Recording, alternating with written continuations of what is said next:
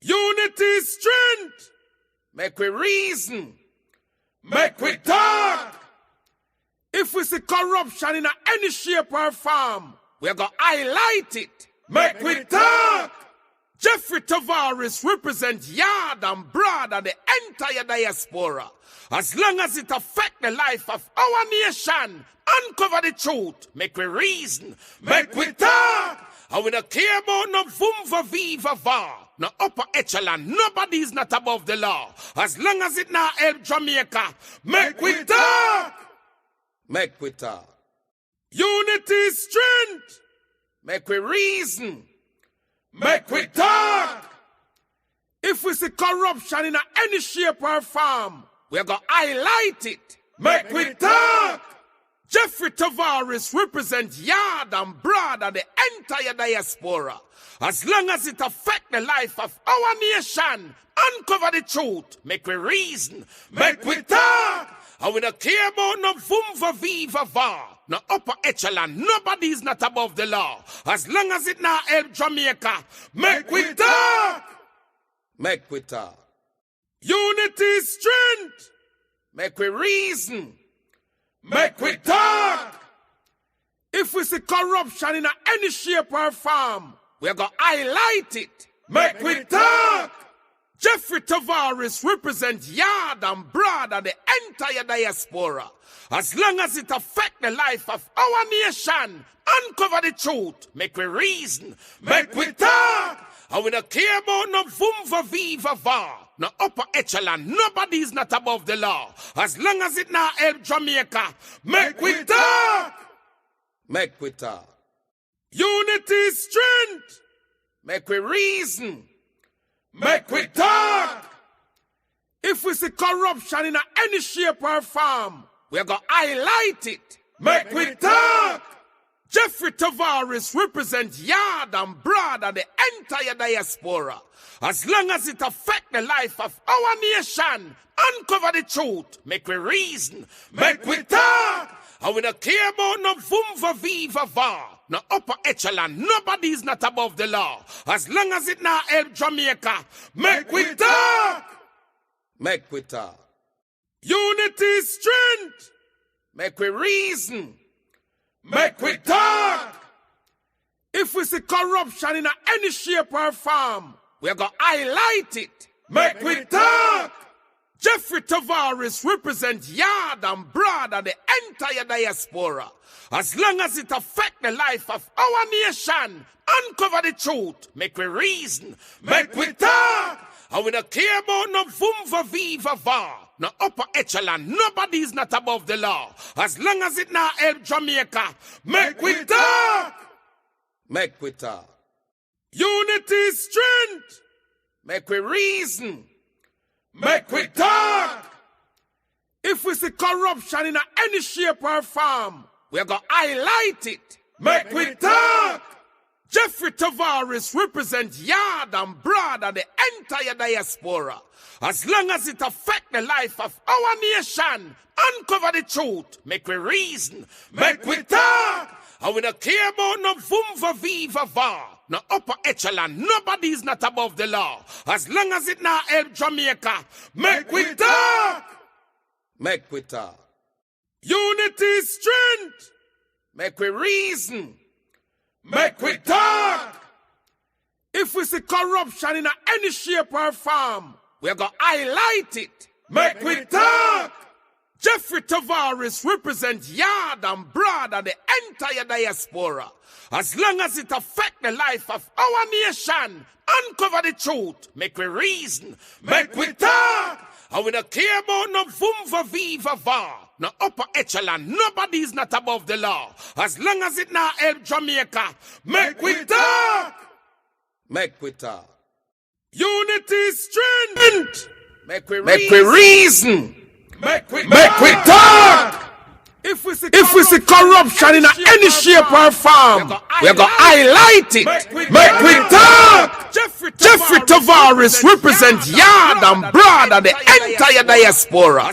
As long as it affect the life of our nation, uncover the truth, make we reason, make we talk, and we don't care about no vumva viva va, no upper echelon, nobody is not above the law. As long as it now help Jamaica, make we talk, make we talk. Unity is strength. Good evening, wherever you're watching and wherever you're listening and watching from around the world and the Eastern Caribbean.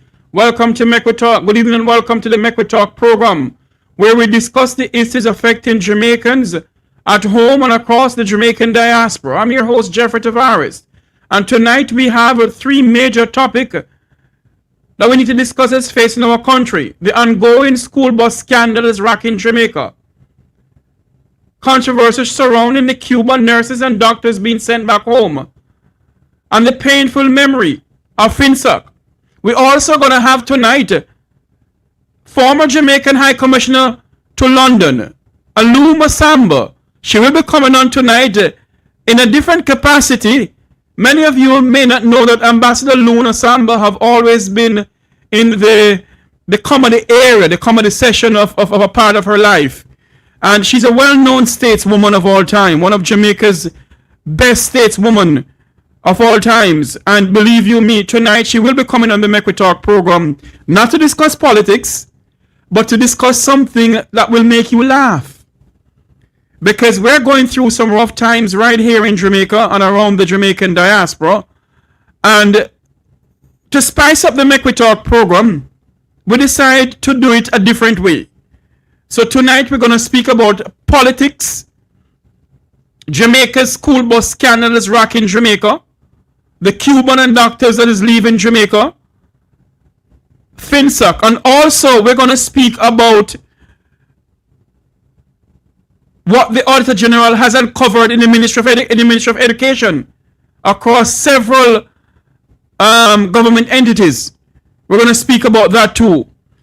Tonight we're going to have Marvin coming on, and Miss P will be on tonight. But we're going to speak about the issues facing our nation. And as we await Ambassador Assamba to come on, let us dig deeper in what is going on in our nation. The Cuban issue.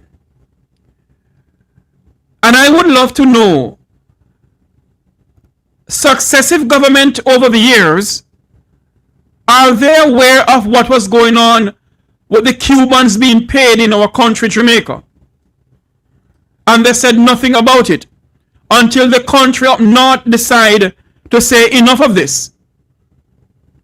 Is it same way the Jamaican government allowed these Cubans to come in and being exploited by you know where with modern day slavery? Is same way the Jamaican government allowed these call centers to be taking the Jamaican people into slavery. Many of our young girls and young boys who are working in these call centers are living in modern day slavery. They are working in modern day slavery. And you hear nothing about that. My question tonight: the successive government in this country, the both sides of the fence, were they aware of what was going on with the Cubans? And they put a blind eye to it? Like how the government of the day is putting a blind eye to modern day slavery in Jamaica when it comes on to the call centers? Is that the People's National Party put a blind eye to the Cubans? There's some questions that need to be answered. And we're asking questions tonight. I want you to listen to something here. I want you to listen to something here. I know many of you may have heard it before. But I want you to listen to human rights activists speaking about the Cubans.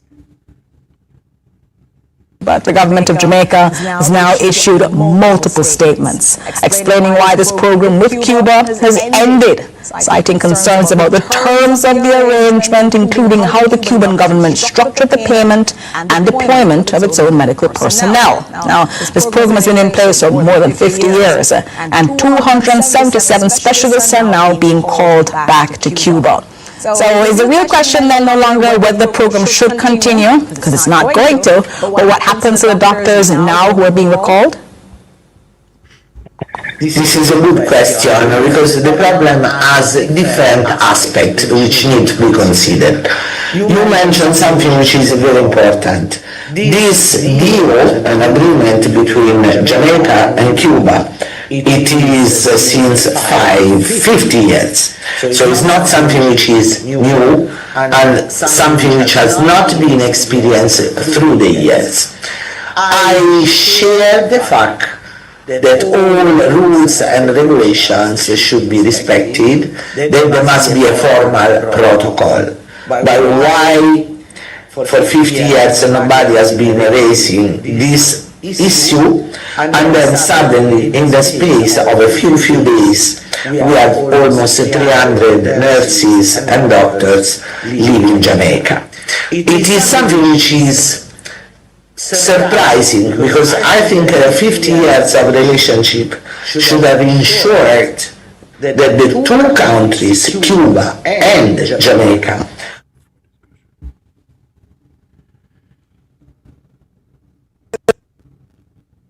Yes.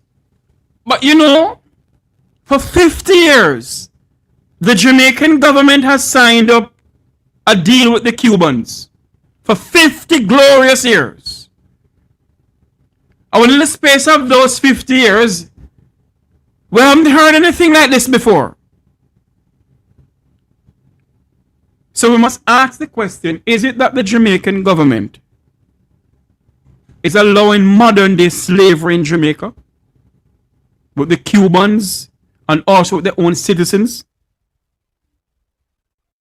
One of the reasons why we're asking this question, we're not going to stay long tonight. One of the reasons we're asking this question, as I said before in my opening statement, Jamaica has call centers. And the call centers in our country are modern day slavery.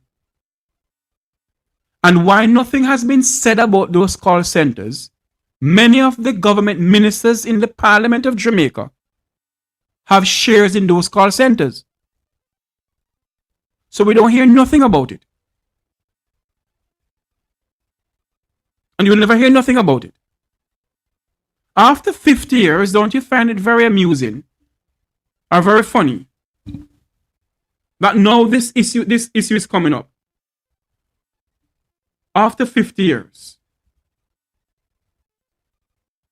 At a time when Jamaicans really need these doctors and nurses. Today I got a call on my way home from a well-prominent Jamaican figure. I can't call the person's name. And I was surprised when a person called my phone. I was very shocked. Because those people don't call my phone and they don't call this program. It's in a hierarchy member of the Jamaica Labour Party. And I can't call the name. But what the gentleman said to me, believe you me, it doesn't smell good, it doesn't look good.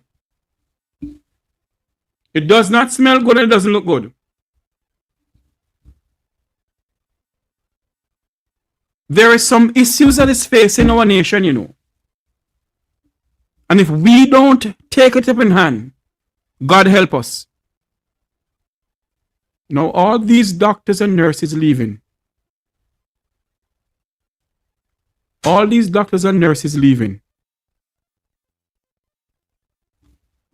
People have cataracts to deal with. People have cancer to deal with. There's a lady who, her husband is a well-known pastor. She has blood cancer. And the Cubans were treating her. Now she's at the Maypen hospital, can't get any treatment.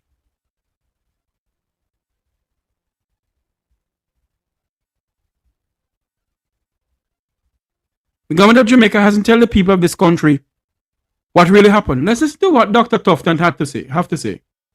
Let's go to Dr. Dawes first. Go to Dr. Alfred Dawes first. Listen to what Dr. Dawes has to say. The cooperation program between Jamaica and Cuba has been in place for nearly 5 decades. In your view, was there adequate transition planning before its announced ending?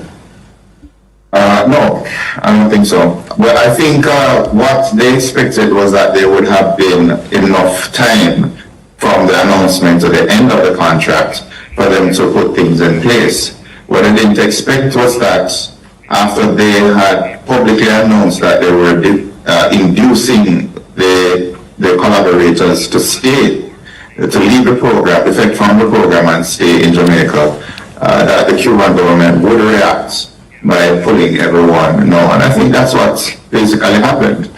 It was a poorly thought out plan to publicly state that you are offering them contracts, because you put the Cuban government in a precarious position. Also, the collaborators themselves, because they signed contracts with the Cuban government that they would come on these trips. Many of them have done tours of duty in other countries, and they're used to how things work. So it's understood that you don't just leave and sign contracts in these countries. You go back home after your tour of duty is finished, so as to ensure continuity.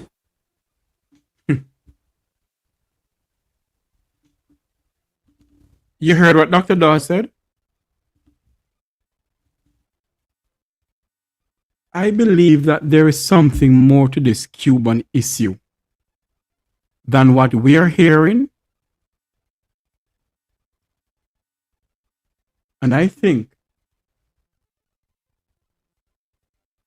that they're hiding things from us. I believe that the government of Jamaica, along with Dr. Tufton, is hiding things from us. Listen to what Dr. Tufton has to say about this, though. Have now led to us after 2023, 3 years of negotiating to 2026, no longer able to keep them in the same way. Well, first of all, I think it's important to make a distinction between a technical agreement and the desire to have the Cubans here, and the value that they've played in terms of our health system for Jamaicans over those many years. We value their contribution, we value the friendship, and we would certainly like to see it continue. The sticking point is really an issue of the terms of the agreement. And the initial agreement will expire some years ago, as you have said in your preface, Rob. We have been trying to discuss, to agree on a new set of terms, and we were unable to, and that is what led to a decision to not pursue any longer after a few years another MOU, and rather give an opportunity in recognition of the excellent contribution of the Cubans to individual contracts if they so desire. Now, it really is up to the Cubans to make a decision, just as we have our sovereign right to make an offer. They have their sovereign right to refuse or to accept the offer. And of course, the soundings up to this point is suggesting that they may have an issue. So, I'm hoping that the conversation is not a signal of any souring of the friendship, or certainly a recognition of the contribution of the program over time. And I certainly hope that we can find a way to make it work. In the meantime, of course, we have a responsibility to the people of Jamaica. I have a responsibility as Minister of Health to deal with the health systems, and we just have to develop some contingencies while we hopefully try to work this out. The Ministry of Foreign Affairs yesterday in its statement had indicated that we were now going to be reaching out to these doctors individually. The 277 that Cuba has now said are on the ground here. Has the Cuban government officially consented to their citizens being hired individually, or do they view this as a breach of their sovereign control over their medical personnel, especially after the statement today saying they're bringing them all back home?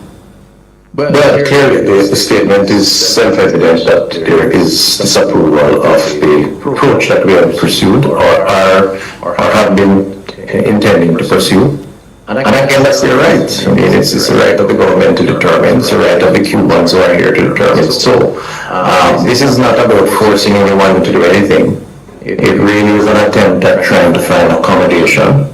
It's part of the negotiations, and it's part of the offer that we have placed on the table. So, I think it's important to respect the rights of Cuba and Cubans to determine what they want.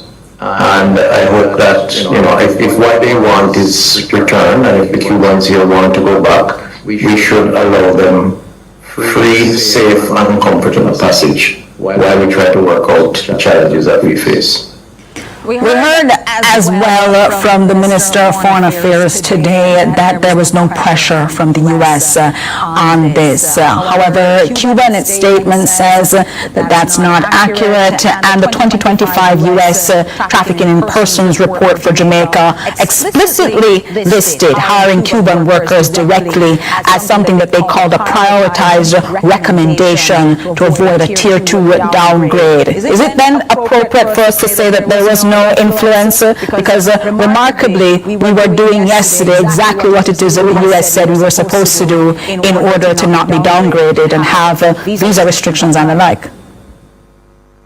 Well, pressure is a technical term that one could interpret in different ways. I mean, the U.S. certainly has a right, as does Cuba and Jamaica, to express itself on what it sees as an issue. We live in a global community. The geopolitical considerations change from decade to decade. It's a very sensitive time now. And we have to listen to all concerned as we seek to protect the rights and the interests of our people. Our own laws, those laws should guide how we act. And so, if I were to identify all the parameters, all the factors, I'd be prepared to say that you can't ignore the geopolitical considerations, but you also have to reconcile that with your own sovereignty, self-determination, how you integrate yourselves in the hemisphere, in the markets, how do you achieve the best protection for your people, and how you're viewed in the international community. So some of the renegotiation would have factored some of those considerations, and I don't know if it is pressure per se, or it is just a pragmatic, practical approach to achieving what you're seeking to achieve, and hence some of the changes that were proposed. Dr. Tufton, you all tell the Jamaican people for a bunch of kunumuni,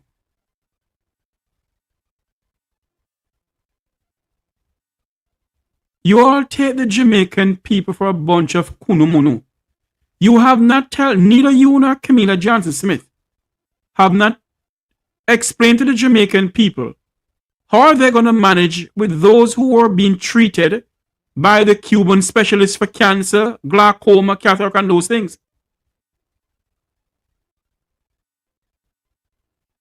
And one of the reasons why you people don't explain to us, is because you people can jump on a private Lear jet and go over to Miami, at Miami, and I'll have all of those things done. Because all the Jamaicans, all you people rather, your insurance is being paid by the people of this country. So to hell with all of us. You have no explanation to do. For those who are just joining us, we're speaking about the Cuban doctors and nurses. We're going to touch on the Jamaica, the school bus scandal is rocking this country, where Darrell Vass cannot tell the Jamaican people how he really spent $1.4 billion. We're also going to have Ambassador Luna Assamba to come on. She's going to come on in a different capacity tonight. And believe you me, get prepared to laugh. Get prepared to laugh tonight as she come on in a different capacity. We're also going to speak about Finsac. We're going to have Colin Bell from Portland Spice TV. We'll be coming on this evening on this program here. As soon as he's finished his program, we'll come over. We're also going to have Miss P. We're also going to have Marvin coming on in a moment to speak to us. Our nation is in crisis. We're going to speak about something here now. We're going to drift away from the Cubans, from the health sector. We're going to speak about something that is rocking Jamaica right now. The Auditor General of Jamaica, an audit of government ministries and agencies has uncovered millions of dollars in financial irregularity across public sector institutions. $32 million is unaccountable for. $185 million in salary overpayment in the Ministry of Education. By the way, I don't hear Marlon Morgan and this, $185 million of overpayment in the Ministry of Education. You hear nothing from Marlon Morgan, who loves to labber his mouth. I want you to listen to something here. In the public service highlights serious weaknesses in financial oversight during the 2024. A new audit report tabled in Jamaica's parliament has uncovered millions of dollars in financial irregularities across several government ministries and agencies. The report, compiled by the Internal Audit Directorate under the Ministry of Finance and the Public Service, highlights serious weaknesses in financial oversight during the 2024 to 2025 financial year.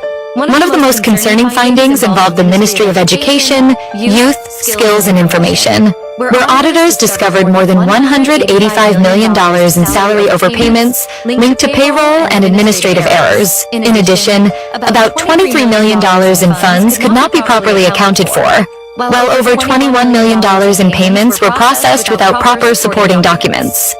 The audit also raised issues in other ministries. Within the Ministry of Economic Growth and Infrastructure Development, nearly $99 million in project spending could not be verified, and more than $50 million was spent on projects that remain unfinished. Weak contract and project management also led to delays and millions in unused funds. Meanwhile, the Passport, Immigration and Citizenship Agency recorded payroll overpayments and underpayments totaling several million dollars. Auditors say these findings point to serious gaps in financial control. You want to hear what's going on? Hold on there. I can do something here for you. Because honestly, I can play something here for you. Hold on there for me. A corrupt government cannot liberate the people. If the head of the stream is corrupt, the entire river will be also. You hear that? Let's play back this thing again. And you hear nothing from the Prime Minister of this country. You hear nothing from Senator Marlon Morgan, who wants to labber his mouth all over the place. Listen to this. A new audit report tabled in Jamaica's parliament has uncovered millions of dollars in financial irregularities across several government ministries and agencies. The report, compiled by the Internal Audit Directorate under the Ministry of Finance and the Public Service, highlights serious weaknesses in financial oversight during the 2024 to 2025 financial year. One of the most concerning findings involved the Ministry of Education. You hear that? The Ministry of Education. $185 million of taxpayers' money over payment of salaries in the Ministry of Education. And you hear nothing from these people. That's why Marlon Morgan can walk around in cowboy boot on hot to the parliament. No, I'm not suggesting anything. Youth, Skills and Information, where auditors discovered more than $185 million in salary overpayments linked to payroll and administrative errors. In addition, about $23 million in funds could not be properly accounted for, while over $21 million in payments were processed without proper supporting documents. The audit also raised issues in other ministries. Within the Ministry of Economic Growth and Infrastructure Development, nearly $99 million in project spending could not be verified. You hear that? $99 million in project spending cannot be accountable for. And that young lady in Westmoreland died because Jamaica don't have a proper burn unit. Huh? Die because Jamaica have a proper burn unit. I've joined me now, Marvin. You can hear me, Marvin? Marvin, can you hear me? Can you hear me? Yes, man, I can hear you. Can you hear me? Hold on. I'm just gonna come out and come back in. Okay. Ladies and gentlemen, can you hear me loud and clear on the chat room? Let's continue this till Marvin come back. And more than $50 million was spent on projects that remain unfinished. Weak contract. $50 million on projects remain unfinished. And yet they want to collect $1 billion from the poor pauperizing bus and taxi operators of this country. You know how much money is unaccountable for? Marvin, can you hear me now? Yes, I can hear you. Let's just finish with this and then I'll have you come in to give me, what's your take on this audit that is being uncovered. Let's start back over here, listen to it. A new audit report tabled in Jamaica's parliament has uncovered millions of dollars in financial irregularities across several government ministries and agencies. The report, compiled by the Internal Audit Directorate under the Ministry of Finance and the Public Service, highlights serious weaknesses in financial oversight during the 2024 to 2025 financial year. One of the most concerning findings involved the Ministry of Education, Youth, Skills and Information, where auditors discovered more than $185 million in salary overpayments linked to payroll and administrative errors. In addition, about $23 million in funds could not be properly accounted for, while over $21 million in payments were processed without proper supporting documents. The audit also raised issues in other ministries. Within the Ministry of Economic Growth and Infrastructure Development, nearly $99 million in project spending could not be verified. $99 million in project spending cannot be verified. And we sit down in this country and allow these people to milk us like cows. And more than $50 million was spent on projects that remain unfinished. Weak contract and project management also led to delays and millions in unused funds. Meanwhile, the Passport, Immigration and Citizenship Agency recorded payroll overpayments and underpayments totaling several million dollars. Several million. They can't tell us how much, but it's several millions. Auditors say these findings point to serious gaps in financial controls, oversight, and documentation, and are urging stronger systems to better protect public funds. Criminality. Marvin, go ahead. You're taking all of this. I mean, first, good afternoon, your amazing viewers. It's a pleasure to be here. You can hear me, Jeffrey? I can hear you loud and clear from Negril Point tomorrow and point in the parliament where some criminals are inside here. That was funny. Jeffrey, the problem that I have is that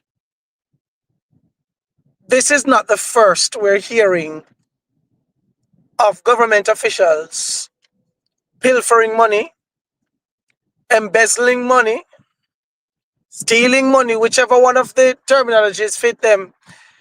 We have heard about $3 trillion. That's literally unaccounted for. So I don't even see why we're going to have a fuss about 90 million or 50 million, because $3 trillion is way more than that. And if the country did not come out, block road, burn down building, if they have a burn down building, do whatever the hell you have to do. These people voted back the same administration. So at this point, Jeffrey, I don't know. I mean, I'm not surprised.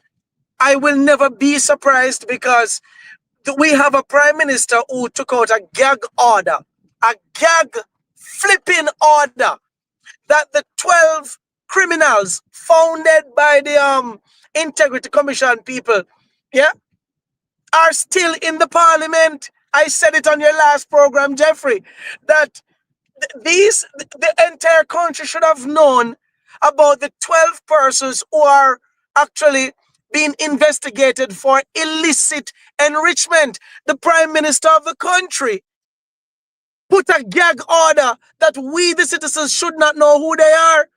No, I mean, this should have been the biggest red flag of all the red flags. We have a right to know. We are the ones who pay these people to run our country, and to know that there's 12 so far. It could be more. 12 member of parliament, including the prime minister, who is wanted for illicit enrichment. Marvin, you know, a lot of my friends say I must stop saying this, you know, but I have to say it. In which modern democracy can this utter nonsense happen more than in Jamaica?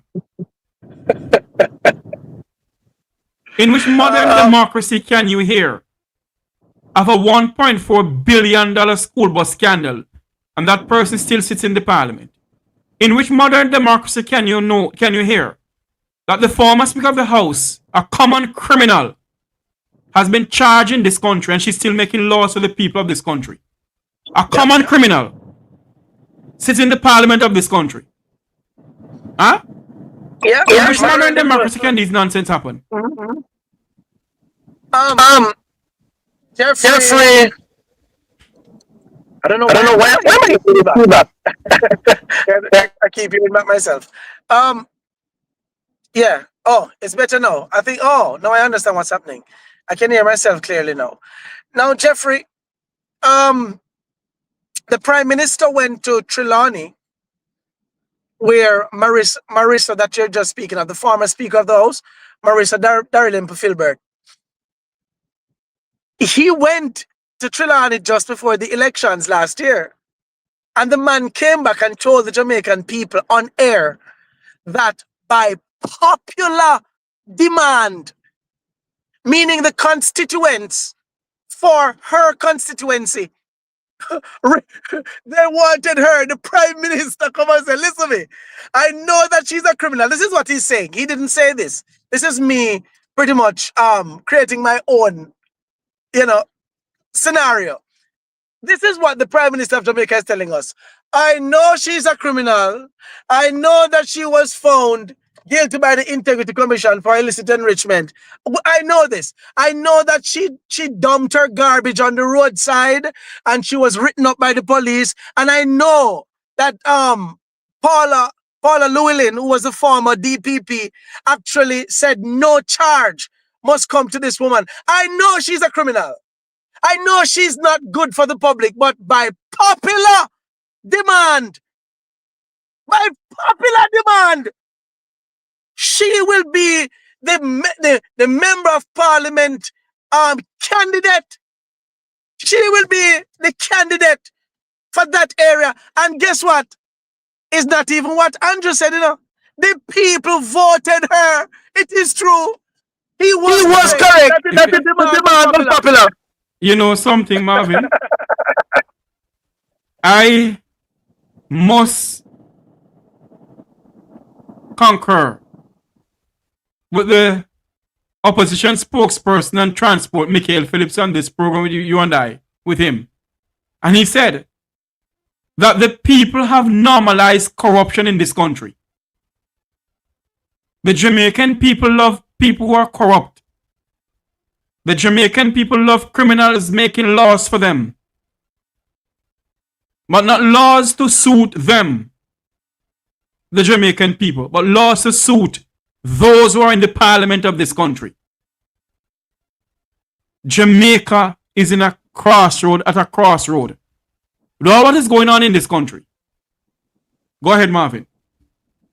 It's a little bit, I want to say it's a little bit too late, but there's one factor that my mind keeps going back to, that I believe is the only thing that's keeping me going, that Jamaica has a little hope. And that one factor, or that one thing, is the 70% of the populace that is constantly not showing up at the polling stations.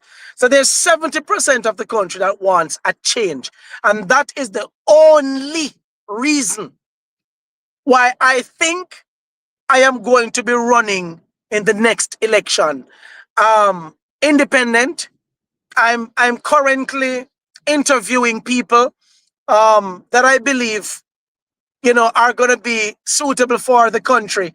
We have to get new people who love the people of Jamaica. And as I would say it, brand new thieves in the parliament. We need brand new thieves. We can't continue like this. Since as everybody is saying, oh, all of you are thieves. But the thing is, that's not true. You have never given a third party a chance in this country. None of you have ever given a third party a chance. Don't tell me that it can't work, because 70% of the population or the voting population believes that they need to see something different from the other two. They have not seen it yet. From what I am gathering, being here on the ground, Jeffrey, I'm not here to pat my shoulder, but it feels good to know that there are thousands of Jamaicans who believe that I am the hope for them in this time. They think that Marvin Edgar can give them hope. I am going to be honest with you, Jeffrey. I know I love my people and I want the very best for them, but I cannot do it alone. I cannot do it alone. Let me tell you something. And other people don't like when I say this, but I want to say it. You see, until the Jamaican people, Marvin, get off their laurels, off their you know what. Get up off of it. And demand accountability. Yep. Well, I'm sorry. You won't get up out there and say, okay, XQYZ. I have done enough right here. Wilfred Radigan and myself have done enough. It is time for the people of our country who has the fundamental right to exercise their vote. They are the one must get up now and demand that the government of the day explain to the people of this country why there is so much money being missing from the Ministry of Education, from other government entities. Why is it that the Cubans are leaving here? Why is it that the $1.4 billion of taxpayers' money, Darrell Vaz don't give us anything about it? Why is it that, hold on there for me, Marvin, make it come on, just hold on a minute there. Why is it that Darrell Vaz cannot tell the Jamaican people where is 50 buses, $637 million of taxpayers' money is outstanding, and he can't tell us where the money is?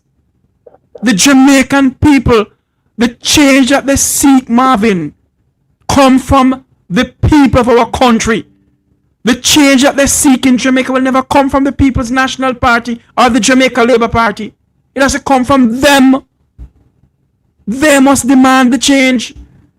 So if they're waiting on a Wilfred Rattigan, a Marvin Edward or whatever, or a Jeffrey Tavares or whosoever, continue waiting. You people must stand up now. Yeah. I agree with you, Jeffrey. A number of persons here are still supporting Andrew Holness. And when I say a number, I mean a great number. A great number still believes. I was just in Old Harbour, and there's a gentleman who healed me up, because that's where I'm from. And him said, we need to get your people out there. He said, no, man, the boss are going to get a fourth term, man. He must get a fourth term. Now this man is pushing a hand cart, selling soup on the hand cart. Selling soup on a hand cart. The very hand cart needs tires. The very hand cart needs board. The board on it has done its time. And this one is saying that his prime minister should get a fourth term in office. Jeffrey, it will only take a divine intervention to get these people to realize that these criminals have to go. And Marvin, let me say something to you. If the Prime Minister of Jamaica, Andrew Michael Holness, should call a snap election right now, we not go back in. I believe so. Honestly believe so. If the Prime Minister of Jamaica now decide to call a snap election, it doesn't matter who they live down at St. Elizabeth in the element of the night or in the sun. and in Westmoreland. They're voting back in. I believe so. I honestly believe so. When I saw the amount of people that came out in the last election, as much as they were the minority voters, for what came out and fought endlessly to ensure all the skullduggery, because a lot of criminal stuff went down on election day.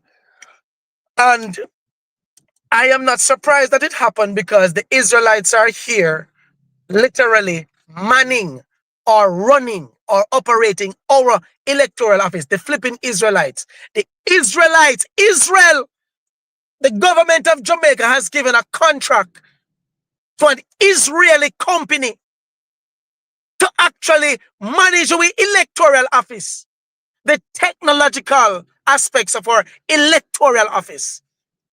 So they got the chance, they could do any form of manipulation.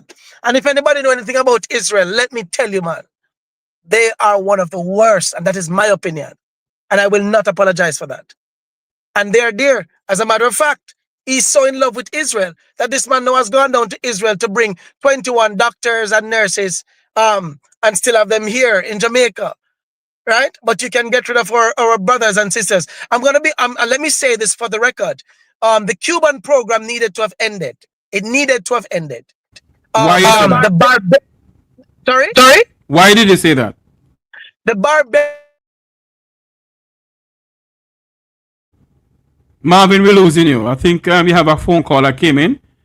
We're speaking to Marvin. Marvin, we're also going to have former Jamaican ambassador Assamba to come on to the program in a different capacity. Not as a former politician or a former Jamaican High Commissioner to London. In a different capacity, she will be on this evening. Marvin, go ahead. Yeah, you see, I have to call a spade, and it was just a year ago that I sat with a Cuban dentist, and when he told me about what the Cuban doctors were going through, because I didn't understand, I'd never understood the contract, he was able to break down the contract for me. So I knew from last year, about January of last year, 2025, when he and we sat and we spoke about how the Cuban government were treating those who were of the medical brigade, and the fact that the Cuban government was making the kind of money that they were making off them. Now, I found something, I did a contrast where I listened to something that came from Mia Mottley, Prime Minister Mia Mottley from Barbados, where she spoke and she said, Cuban doctors came, but what she did, she paid them the same money that she paid her doctors. She never cared what Cuba was saying. She made sure that they were properly paid. So the question that we must ask the two political parties in this country, how much did they pay the Cubans? Hold on for me, Marvin. Is it that the same way some of the Jamaican politicians has call centers in this country and have Jamaican young women and young men in modern day slavery? Is it that they did the same thing to the Cubans? Yes. And I'm going to say that without water in my mouth. The government, what some people, I hear some people saying, what? Continue talking for me, Marvin. Let's give me a minute. Continue talking, please. Sure. People were saying that Andrew Holness did the right thing, and oh yes, because the program needed to have ended and blah blah blah. And it is true, the program needed to have ended. But we cannot deny the fact that Andrew Michael Holness came under pressure by Mark Rubio and the Trump administration in removing the Cubans. It is sad that it had to take pressure from the US government to save their visas to remove the Cuban doctors. We should have ended the program long time. I did not know of the barbaric agreement, so I do not want them to come and make it seem as if they really were concerned about the Cubans and the barbaric contract that was signed from 50 years ago. Successive administrations came, understood the agreement, knew what it was, and still perpetuated it. They allowed it to blossom without letting the Jamaican people know the horrific contract that was signed between the governments. It was a horrific contract. And we should have PJ, Portia, Bruce Golden, Andrew Oldest, every last one, even Michael Manley, all of them, Siaga, all of them are supposed to be blamed for that contract. Because they all, as Prime Minister, knew. And that is why we're asking the question tonight. How much did the People's National Party knew about this contract that was signed? Both administrations. This is not an Andrew Olness thing tonight. Both administrations knew and went and played along with it as if they didn't know, because they just didn't care. It was costing them less for what I would consider free labor, slavery labor. And what the Jamaican government should have done, what they should have put in place is to make sure that every nursing school in Jamaica, every medical student in Jamaica, if I am the Prime Minister of Jamaica, without a doubt, education right across the board, especially for nurses and doctors, would be completely free with a contractual agreement that these people would then give 5 years service to the country when they graduate. But Marvin, you and I know that this country can't afford free education, nor free this, nor free that. What they can afford, is free exploitation of its own people. And the celebrate Almighty God thing that they're known to man themselves. We must ask a question. Has the two political parties sold this country out? We don't need to ask that question. The answers are obvious. Jeffrey, when I go through and through Jamaica and I check every store, it's like every literal business place is currently owned by the Chinese. Now, I don't have a problem with the Chinese and Chinese investors. I have a problem that the government of this country, because the Chinese can't just come into Jamaica. Hold on a minute, Marvin. Don't have a problem with the government.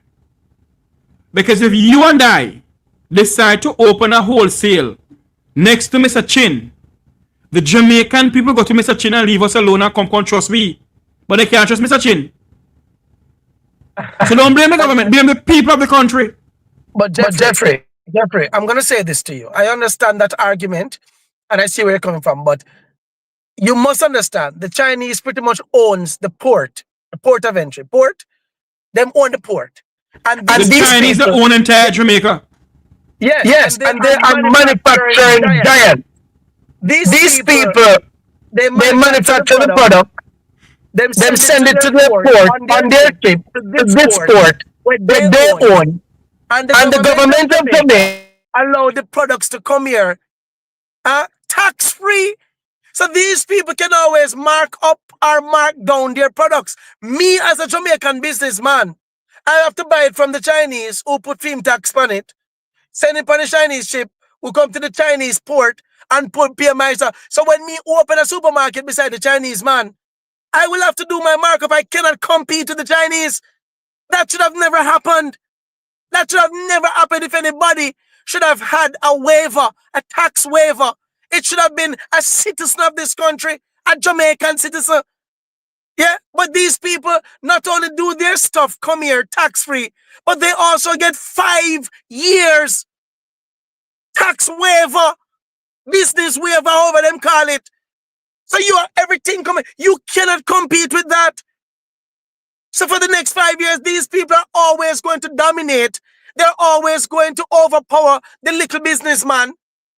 We cannot compete. This is why you find Jamaicans at night time hanging clothes that they bought on Shein or they buy from China, CM China. When the Chinese man lock up in place, that's when we come out and hang up clothes on the people in business place outside on clothesline looking stuff. It is really sad that we have created a country of higglers and scammers, and we have a country where the government of Jamaica is constantly stealing the monies that the taxpayers are paying. You don't do anything much to help the Jamaican people who have business interests where they get the loans, they get the priority business locations.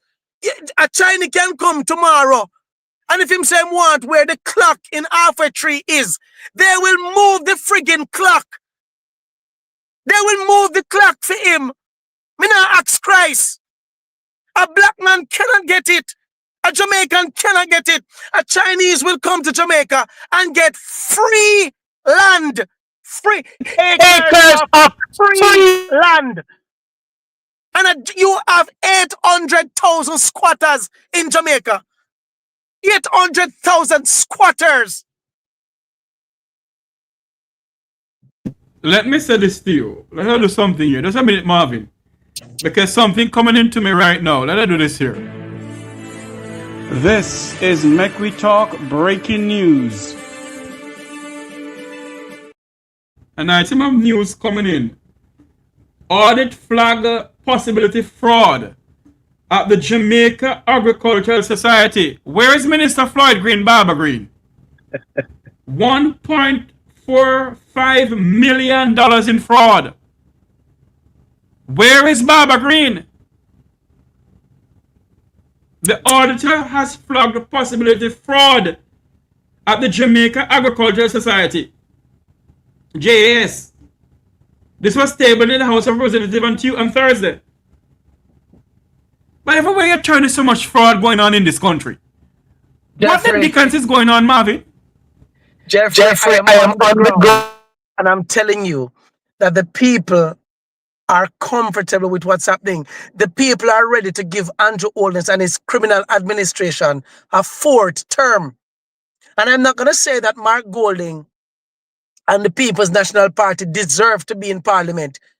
Because the truth is, for them to be the opposition, the voice of the people, with 28 seats, you sit on your behind every flipping week in Parliament, just listening and hearing these things. They are supposed to boycott the damn Parliament. It's time we have the Parliament be dissolved. It's time we have the opposition showing Jamaica how much of an angry opposition they are. You cannot constantly be diplomatic when $3 trillion cannot be found, when 800 million disappear, when 600 million cannot be found, 1.4 billion unaccounted for, the school bus to reach the country, and we just talk, and flipping talk every day. When you speak like this, they think that, oh, you're always angry. Oh my God. Why are you so passionate? Why you mean I'm so passionate? I'm passionate because every day as a motorist, I have to be swerving from potholes. Every day, there's another person on the side of the road changing a tire or two because the roads are deplorable. Every single day, the hospitals are overrun. People are being treated in flipping chairs. I am currently on my way to the university hospital where a friend of mine yesterday, she went in for her blood pressures that were through the roof, 175 over 100 and I think it 12. That's high blood pressure, can give a person a stroke. That person was recommended by a private doctor to go to the emergency of the hospital. When she went to Huey Hospital, she's there right now, right up there, me I go. The lady has been sitting in a flipping chair from 6 o'clock yesterday evening. From 6 o'clock yesterday evening until this morning, 8 o'clock, until 8 a.m. this morning, when they finally decided to put a drip on her because they realized, oh my God, your pressures are really high. At this point, we need to do something. It was 4:40 p.m. this evening when they finally decided to put her in a bed. Because the lady back hurt her. She tired. Can you imagine you went to the hospital for elevated pressures? Yeah? Where your everything is through the roof, Jeffrey. And you are seated on a chair for 24 hours as a pressure patient. Your pressure must go further. You're more depressed. And you know the funniest thing, Marvin? if Mrs. Holness go up there, you know, they find a bed, give her ASAP. If Dalrymple Philibert, the former Speaker of the House, who is a common criminal who sits in the Parliament of Jamaica, they find somewhere put her. Our taxpayers' money flyer over to Miami. Thank you. That's the one. They fly right out of here. And the people of this country, a young lady died because of a burn that she got. $1.4 billion unaccountable before Daryl Vars can tell the people of this country how he spent taxpayers' money. And a burn unit cannot be built in this country or now. I'll give you another one that will shock me. There's going to be a funeral service for a young lady who died last week from Victoria Jubilee Hospital. That's the children's hospital in Jamaica. It was time for her to have her child, and they were going to perform a C-section on this young lady. And Jeffrey, and to your audience, would you believe it that the doctor that was performing the operation apparently cut so deep that they cut the child? The baby died and the mother died. I beg your pardon? You heard me right. This young lady, I think from Waterhouse. But this is a cover-up. We don't hear anything about this. You're not going to hear about it. It's common, sir. Medical malpractice in Jamaica. There are a lot of factors. Factor number one, the doctors are overworked, underpaid. Nurses are overworked, underpaid. There's no bed. There's no medication. There's no nothing. You have stressed doctors performing on people. Some of these doctors are working 2 shifts, tired. I am not surprised that this is happening. I am not surprised that a simple C-section, the doctor cut too far because the poor doctor probably damn tired.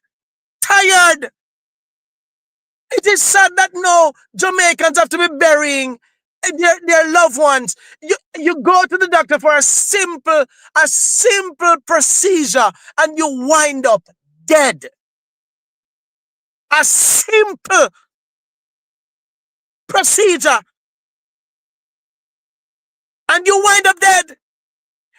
Jeffrey, I went to the pharmacy because Jamaicans have taken up this Americanized way of living where we don't cook anymore. Everybody is by the fast food place. And when I tell you that almost everybody in this country is sick, that is why the hospitals are overrun. A friend of mine who's a pharmacist in Mandeville, she and I had a conversation on Friday. She said, Marvin, every day I do over 100 prescriptions every day.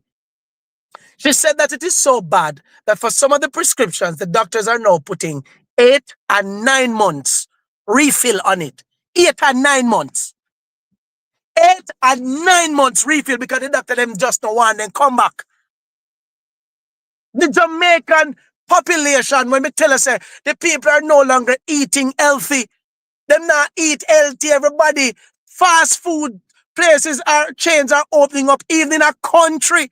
Christiana, which is Christiana country on the border of Clarendon and Manchester. And Christiana on a Sunday, you go to Christiana on a Sunday right now, the Kentucky Fried Chicken place that is there, full, the line ram in the morning, Sunday morning. I beg your pardon, Marvin. No, you see when I talk, I like when people comment, you know. Yes. I like when people come when I tell you. Your guest is here. I know that lovely lady. Bless your heart. Thank you for your service. Jamaica miss honest people like you. Unmute your mic for me, Ambassador. Okay, I thought that I was just going to be listening in at this point. I think I've unmuted it. Yes, we're hearing you. Okay. I didn't know. Tell me if you're hearing me. We're hearing you loud and clear from Negril Point to the criminals in the parliament. Jeffrey, behave yourself. Okay, go ahead, go ahead. Ladies and gentlemen, people, we have one of Jamaica's distinguished states lady of all time. Someone who I have the utmost respect for. And let us say this on this platform here tonight. Oh Lord. My wife admire Ambassador Aluna Samba. And when I say that, she was the one who drew my attention to her on her Facebook page with some comedy thing. And I was like, no. She said, yes.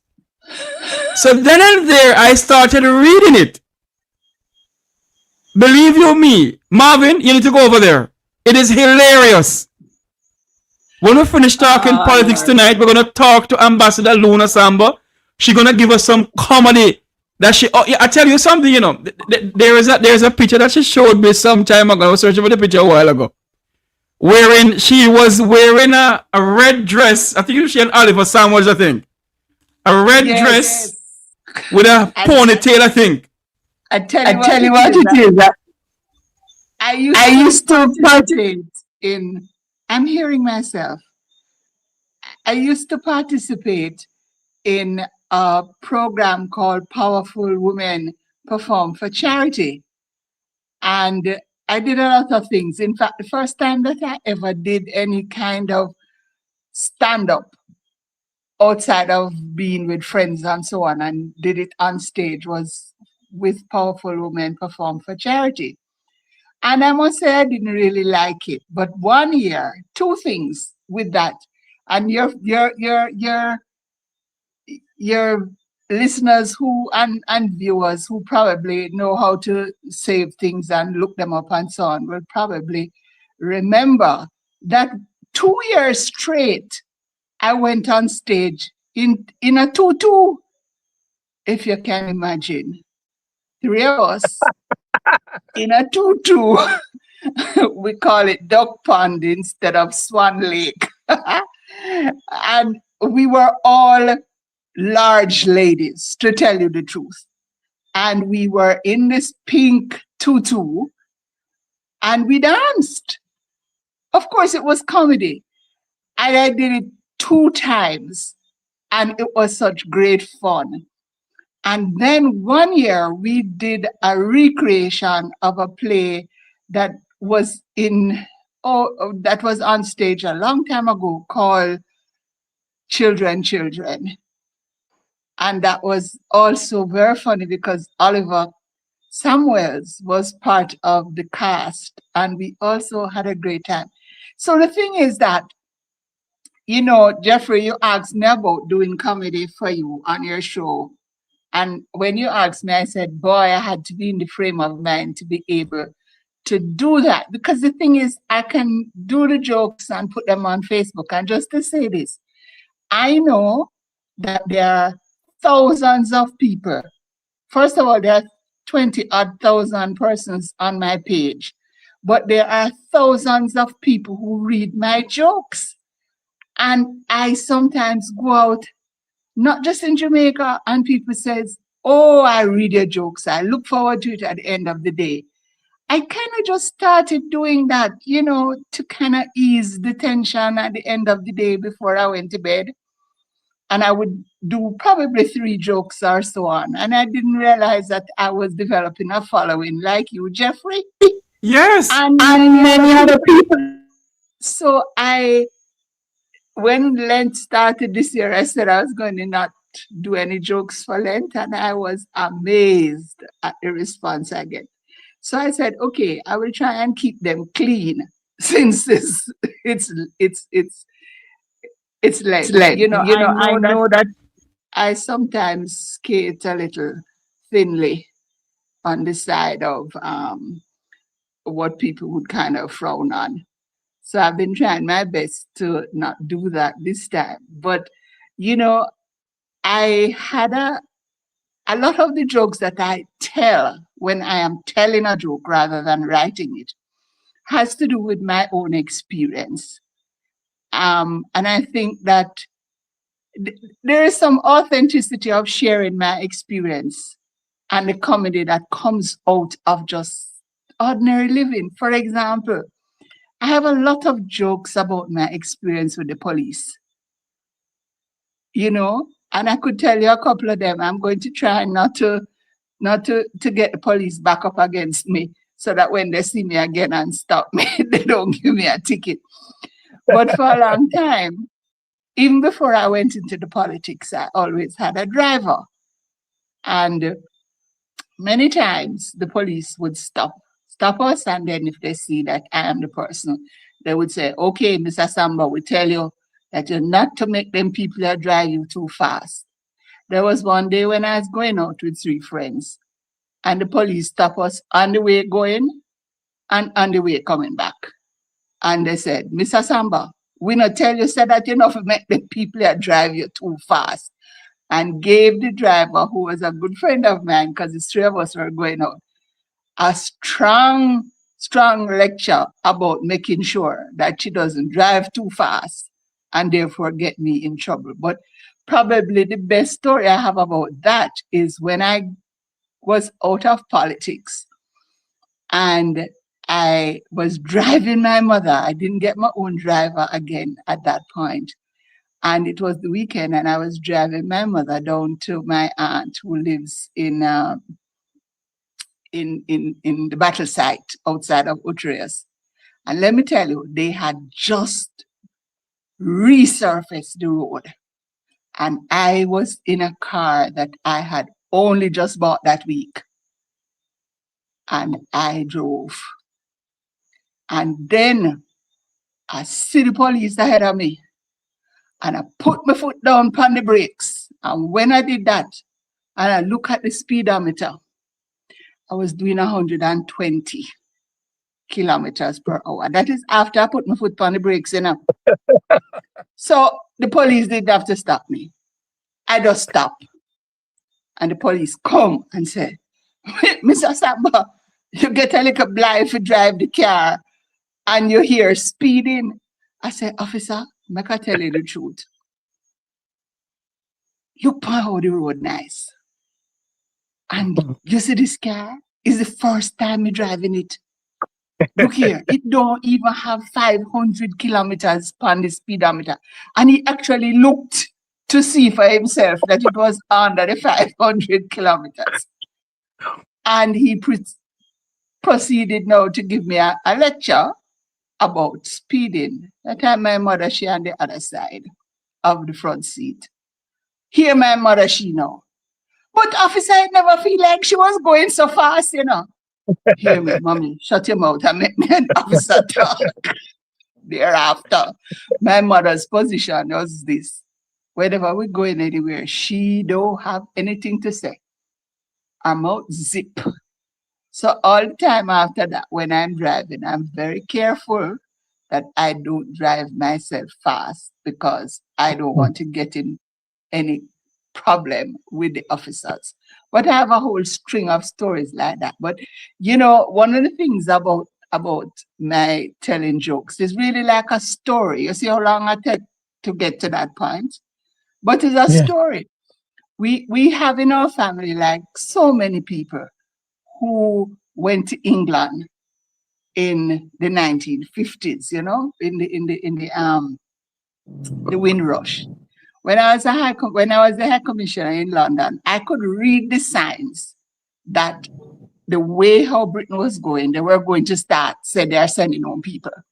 So I started talking to people about making sure that they go into the Home Office and make sure that they got their papers correctly, because some people used to tell me that me don't know nothing, me just come to England. Them come to England from, it was the black passport, you know that. And so I don't know what I'm talking about. So it would get to the point where I would go into a community and make this speech about making sure that you go and regularize your stay in the UK. And then, because by then I had gotten to know so many people, when I'm making that speech, I used to have to look up in the ceiling. You know why I had to look up in the ceiling? I didn't want anybody to think I was talking to them directly. Oh, Lord. I I had to explain, I'm looking up in the ceiling because I don't want to look on anybody, and next thing I'm going to say, how me come here, come talk on a business out a road. So I'm looking up in the ceiling, but I'm begging you all to go and regularize your stay in the UK. But going back to the thing now, one of the persons in my family who went to the UK was an aunt. And she used to, in those days, they never came home all the time, because they had to work hard and save up the money and make the arrangements for the flight 6 months or so in advance. So when they come home now, the truth is, and I know that there are people who are listening who have had this experience, they would lord it over us because then they spoke in their English language. And they're here. In my family, I have a set of brothers and sisters, they say, them don't stop here, They used to call me Auntie the Queen's representative. One summer, when I was the we never said it for her to hear. But one summer when I was the Queen's representative, the official Queen's representative now, we had a party at home for my mother.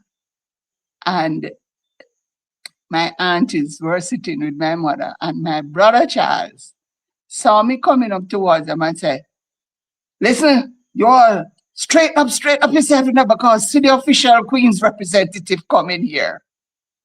So my auntie, who had come from UK, hear her. You want to go on. You think I don't know, say that and call me behind my back. It's a joke in our family. Oh, Lord. And as I said that, I tell that story, one of the things, the experiences that I have outside is that people tell me all the time how I look like Miss Lou and how I remind them of Miss Lou. And I tell them, yes, and I'm very proud that I remind people of Miss Lou, because sometimes I have to remind people that I can actually speak in the Queen's language, because I've met the Queen and I've had to speak in her language for her.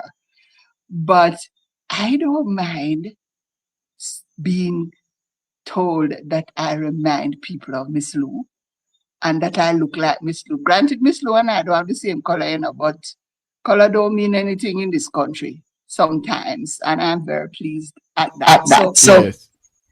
I think it makes me feel even more that I can give my jokes and give it in our language.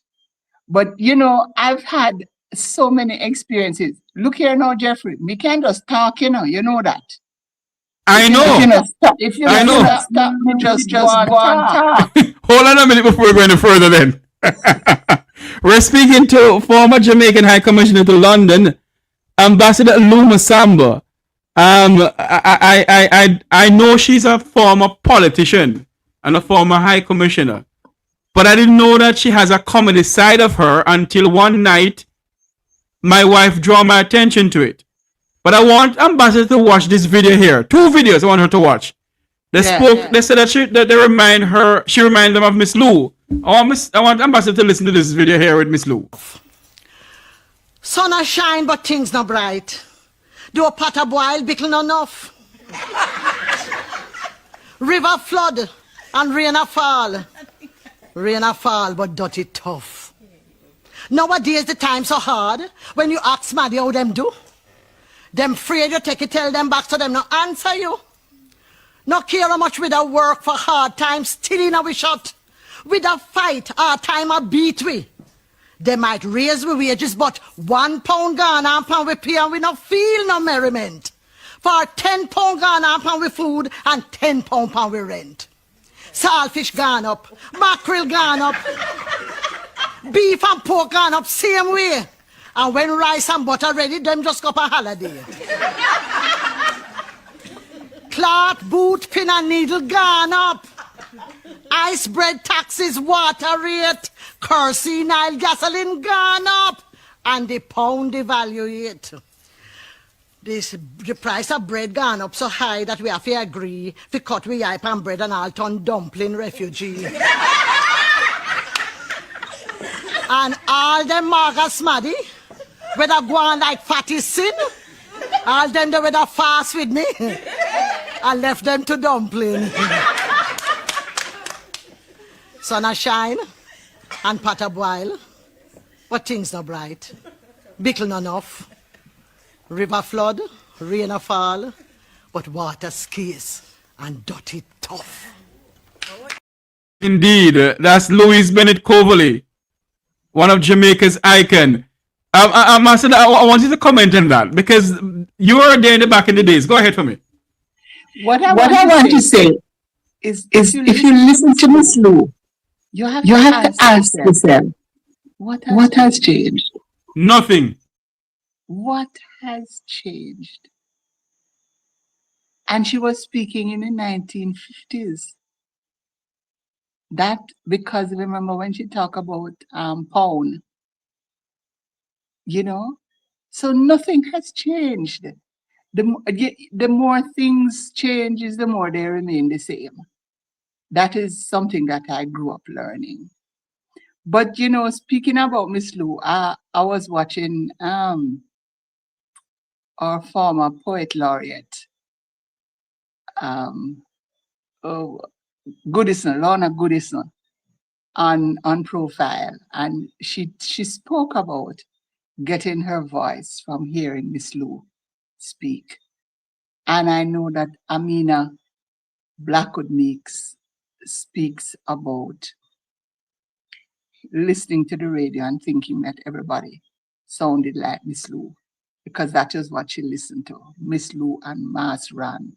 We grew up on that. And we grew up in the storytelling genre. I want to tell you a story. I'm going to tell you a story. Listen to this now.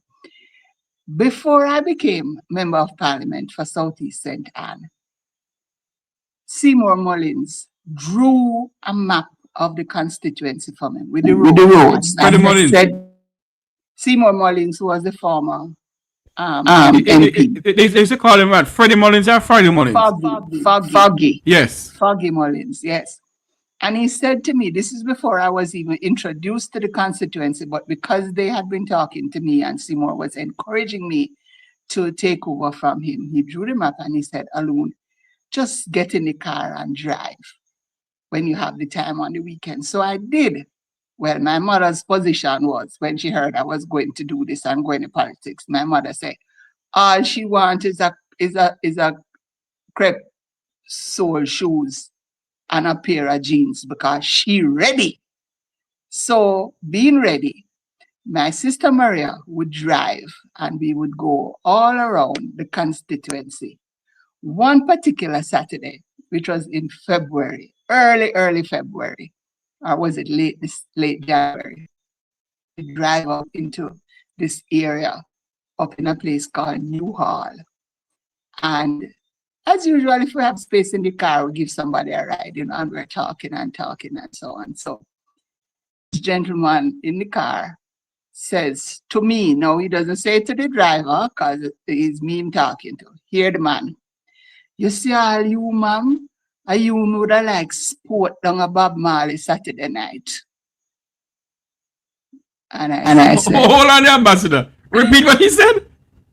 He said, you see all you, ma'am, is you would have like sport down a 9 Mile Saturday night. You know the expression? Him really is asking me to go out with him.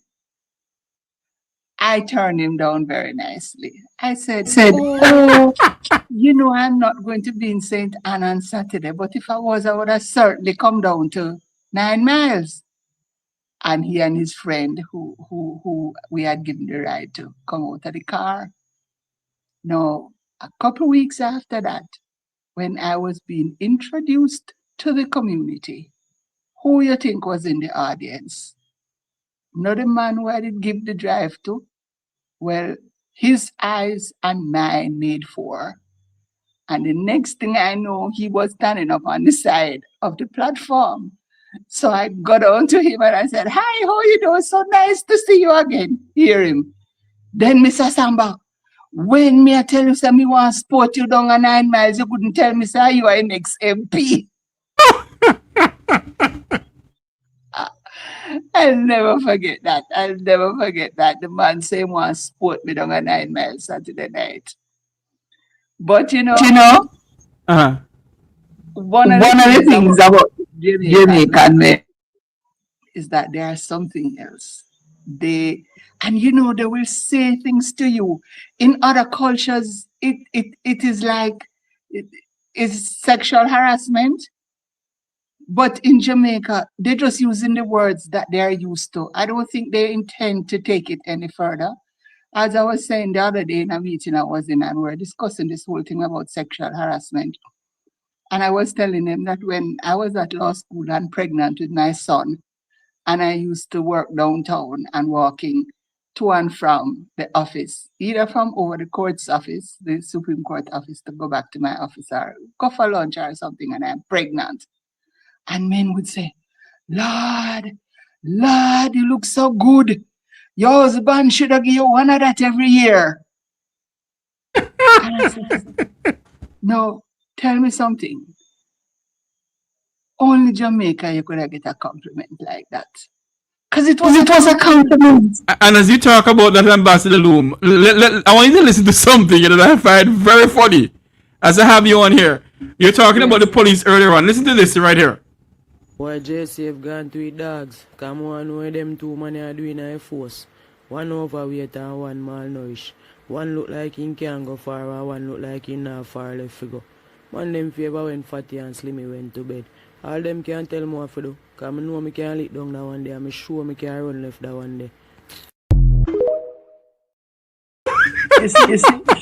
And I don't think it means that he's going to follow on those words, you know. I don't think so. But we do have a way with words. Speaking about having a way with words, there was a young lady whose name is Elva Roddock, and she died a few years ago. In fact, I spoke at her funeral because I knew her in Alpha. When she was at Alpha, I was ahead of her as a lawyer by now. And they were doing a play, and I was helping to mount the play. It was St. George's and Alpha, and the play was Godspell. So I got to know a lot of those young people then.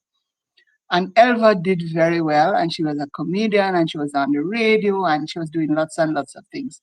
So I went to the UK, and I come back, and I buck up Elva in a supermarket. And she called out to me, and she says, Alone, may I have something to tell you? So I said, what? The time, you know, I'm looking around, all these people are there looking to say, what is this now? Because there's me and there's Elva. They never know what is going to come out of it. So I went down to her so she wouldn't have to shout. And I said, Elva, what is it you have to tell me? It didn't matter that I was right beside her. I think she wanted everybody to hear her. Alone, I know what's wrong with you and your leg them, you know. I said, what, Elva? She said, I'm over you, but only your foot them it catch. Ladies and gentlemen, people, if you're just joining us, we're speaking to former Jamaican High Commissioner to London, Ambassador Aluma Assamba. I always speak to her about politics until about sometime in last year. My wife discovered that Ambassador Aluma Assamba is also a comedian, because she put on her Facebook page some hilarious things that makes people laugh. So I decided to bring her on tonight. Ambassador Assamba, talk to us. Go ahead. Well, the thing is, when I was in the UK, I used the cane or crutches or something like that the entire time I was there, because it is true that I have a problem with my legs. And I mean, I've had surgery on my knee, I've had surgery on my, the thing that athletes have at the back of their ankle. Name slip me now. I've had surgery back. I've just had problems. And then when I got COVID, I was having problems walking, and the doctor says, listen to me, you need to use a stick. And I look at him and he says, look here, let me tell you something. You see all you can't fall down, you know. Because if you fall down, your hip go broke. And if your hip broke alone, that is it. Use the stick. But one thing I need to tell you, you have to get a bling stick. These brown stick that you've been using cannot work. So I get a bling stick. So everywhere you see me now, you'll see me with my bling stick. But speaking about that, and part of the reason is that I had a little discussion with Faye Ellington yesterday. And I told her about what happened to me on the weekend, last weekend, which is why I couldn't go to the event on Saturday night where I was given an award. And Faye called me about something.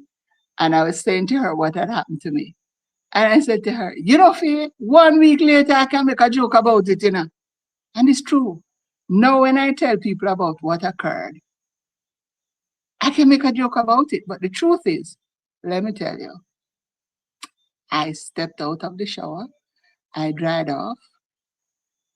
This is important. And I don't know if I can say this on your radio, but I put on my panties. Thank God. Because the next thing I know, I was falling. My leg.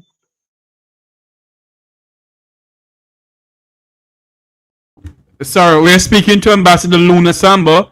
I think she had a call, came in and they kicked her out. She'll be back on with us.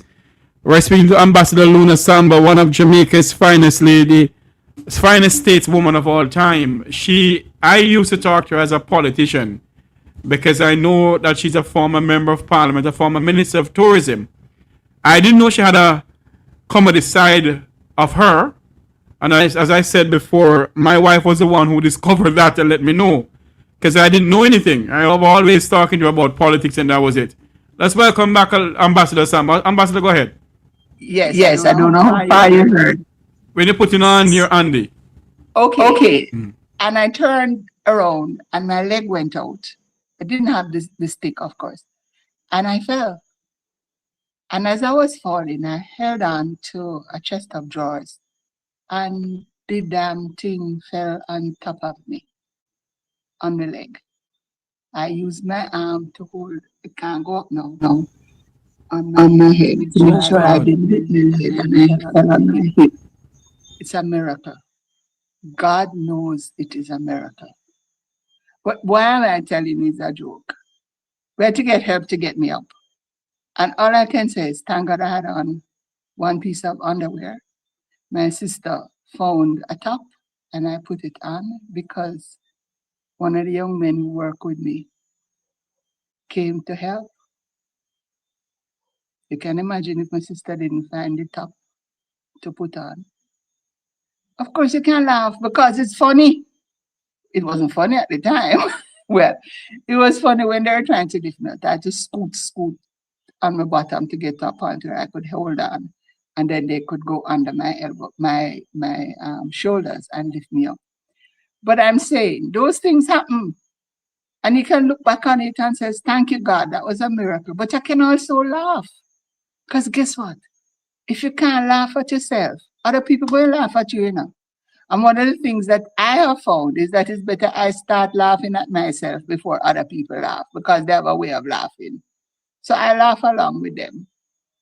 And I have gone through life being a comedian because guess what?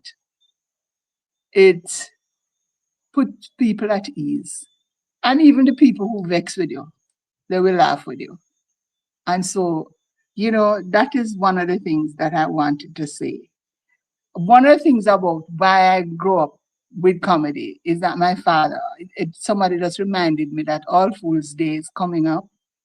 People in Jamaica don't look at that so much anymore. But when we were growing up, my father was big into All Fools Day, you know. And he used to think up things.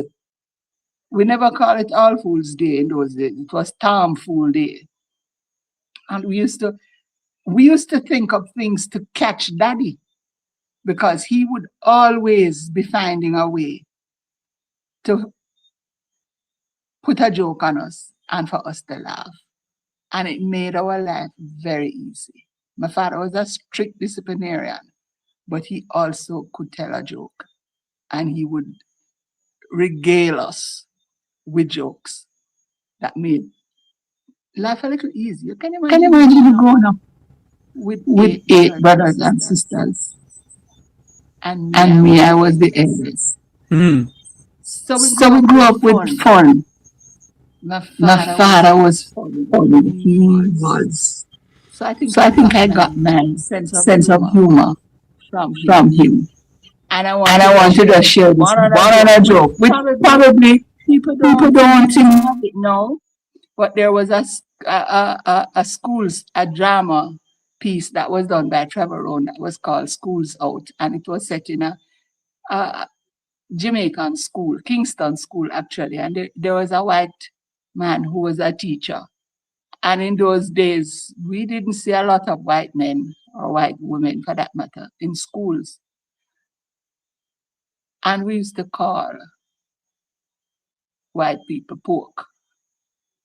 I don't know if there are people who are listening, but this man was telling, as part of the play, that he was going into the classroom and all he could hear was pork, pork, pork, pork, pork.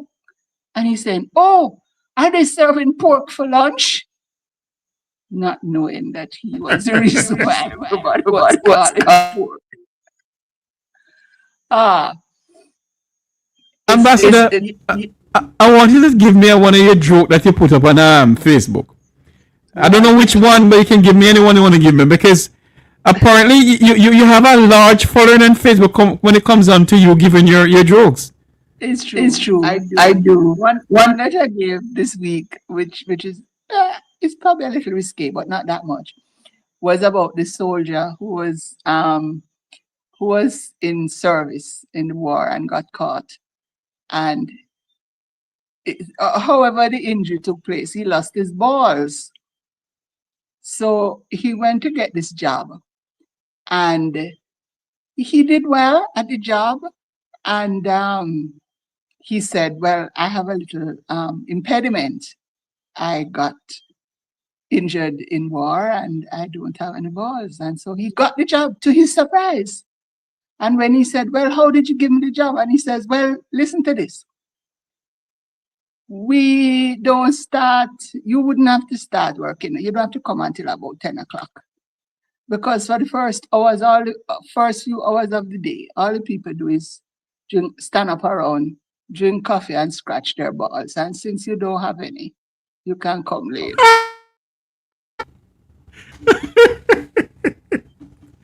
Have you ever done a comedy or a joke on the political climate in our country nowadays? Yeah, but ask me to do that here. I do that privately. Don't ask me to do that here. Why? Because come on, Ambassador. No, sir.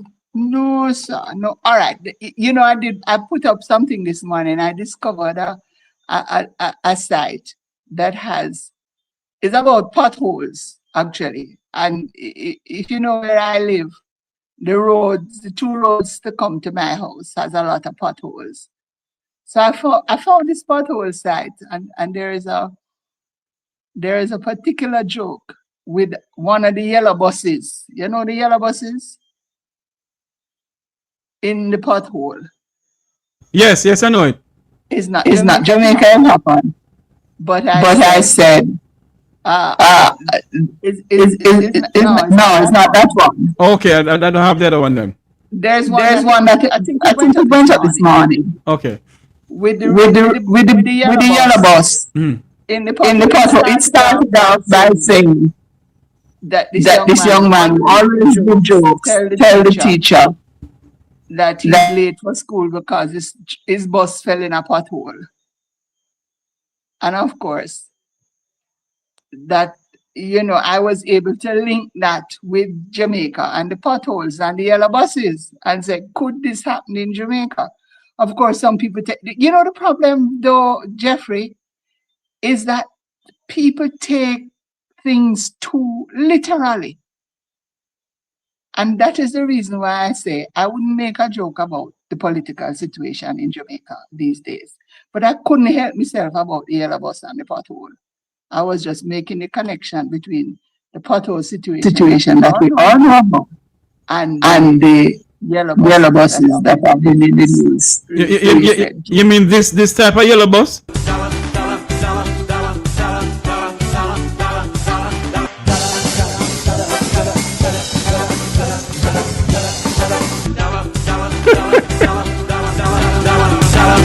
in a pothole big enough that bus can drop in the front.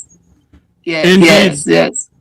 So I would make a little side joke like, but based on some of the responses, I realized that people can't take a joke. A lot of people, thin skin, you know, to be able to take a joke, you have to see the words, but you have to make the connection to know that this is really a joke. Yeah. Ambassador, you're retired now, and Yes. you're taking care of your grandchildren and everything. But Well, you find my two grandsons live with their moms, okay, and they're so involved in schools that even on Saturdays they're busy. But I see them when we can. but Ambassador, you find time to put up stuff on Facebook, and you find time to do other things and so forth. How do you sit down? When you sit down, rather, you just sit down and start writing jokes or what? Well, look here. These things cannot just come to you, you know. Okay. It sometimes in conversation we start to talk about something, and then anybody who knows me will know that I said that reminds me of a joke, and I can give them a joke. But I'm still very involved. I am the chairman of the Money College board. I was on the board before I went to the UK. I came back. I was back on the board, and then I was chairman for a while, and then I was relieved of that responsibility. But again, I have that responsibility, and as I say to people, and I use the expression that I think a lot of Jamaicans know, it's like my neighbor string plant up at that college, because I grew up in Monique. I went to Ting Ting Gully Basic School, which is where there's a cricket pitch there, and the basic school was there, and that's where I went. And then I went to Monique Primary, and the college was the place where we went to do what in those days they called games, which turned into athletics and running and all of that. And I helped to contribute and to beg. I have to use the word, to beg money for the building of the multipurpose building that is there. And so I spend a lot of time doing that. I also am involved in a number of other organizations. I'm a life member of an organization called WMW, which when it started, it was Women's Media Watch. And they do a lot of work in gender-related activities, Some of the things that I talk about, spousal abuse,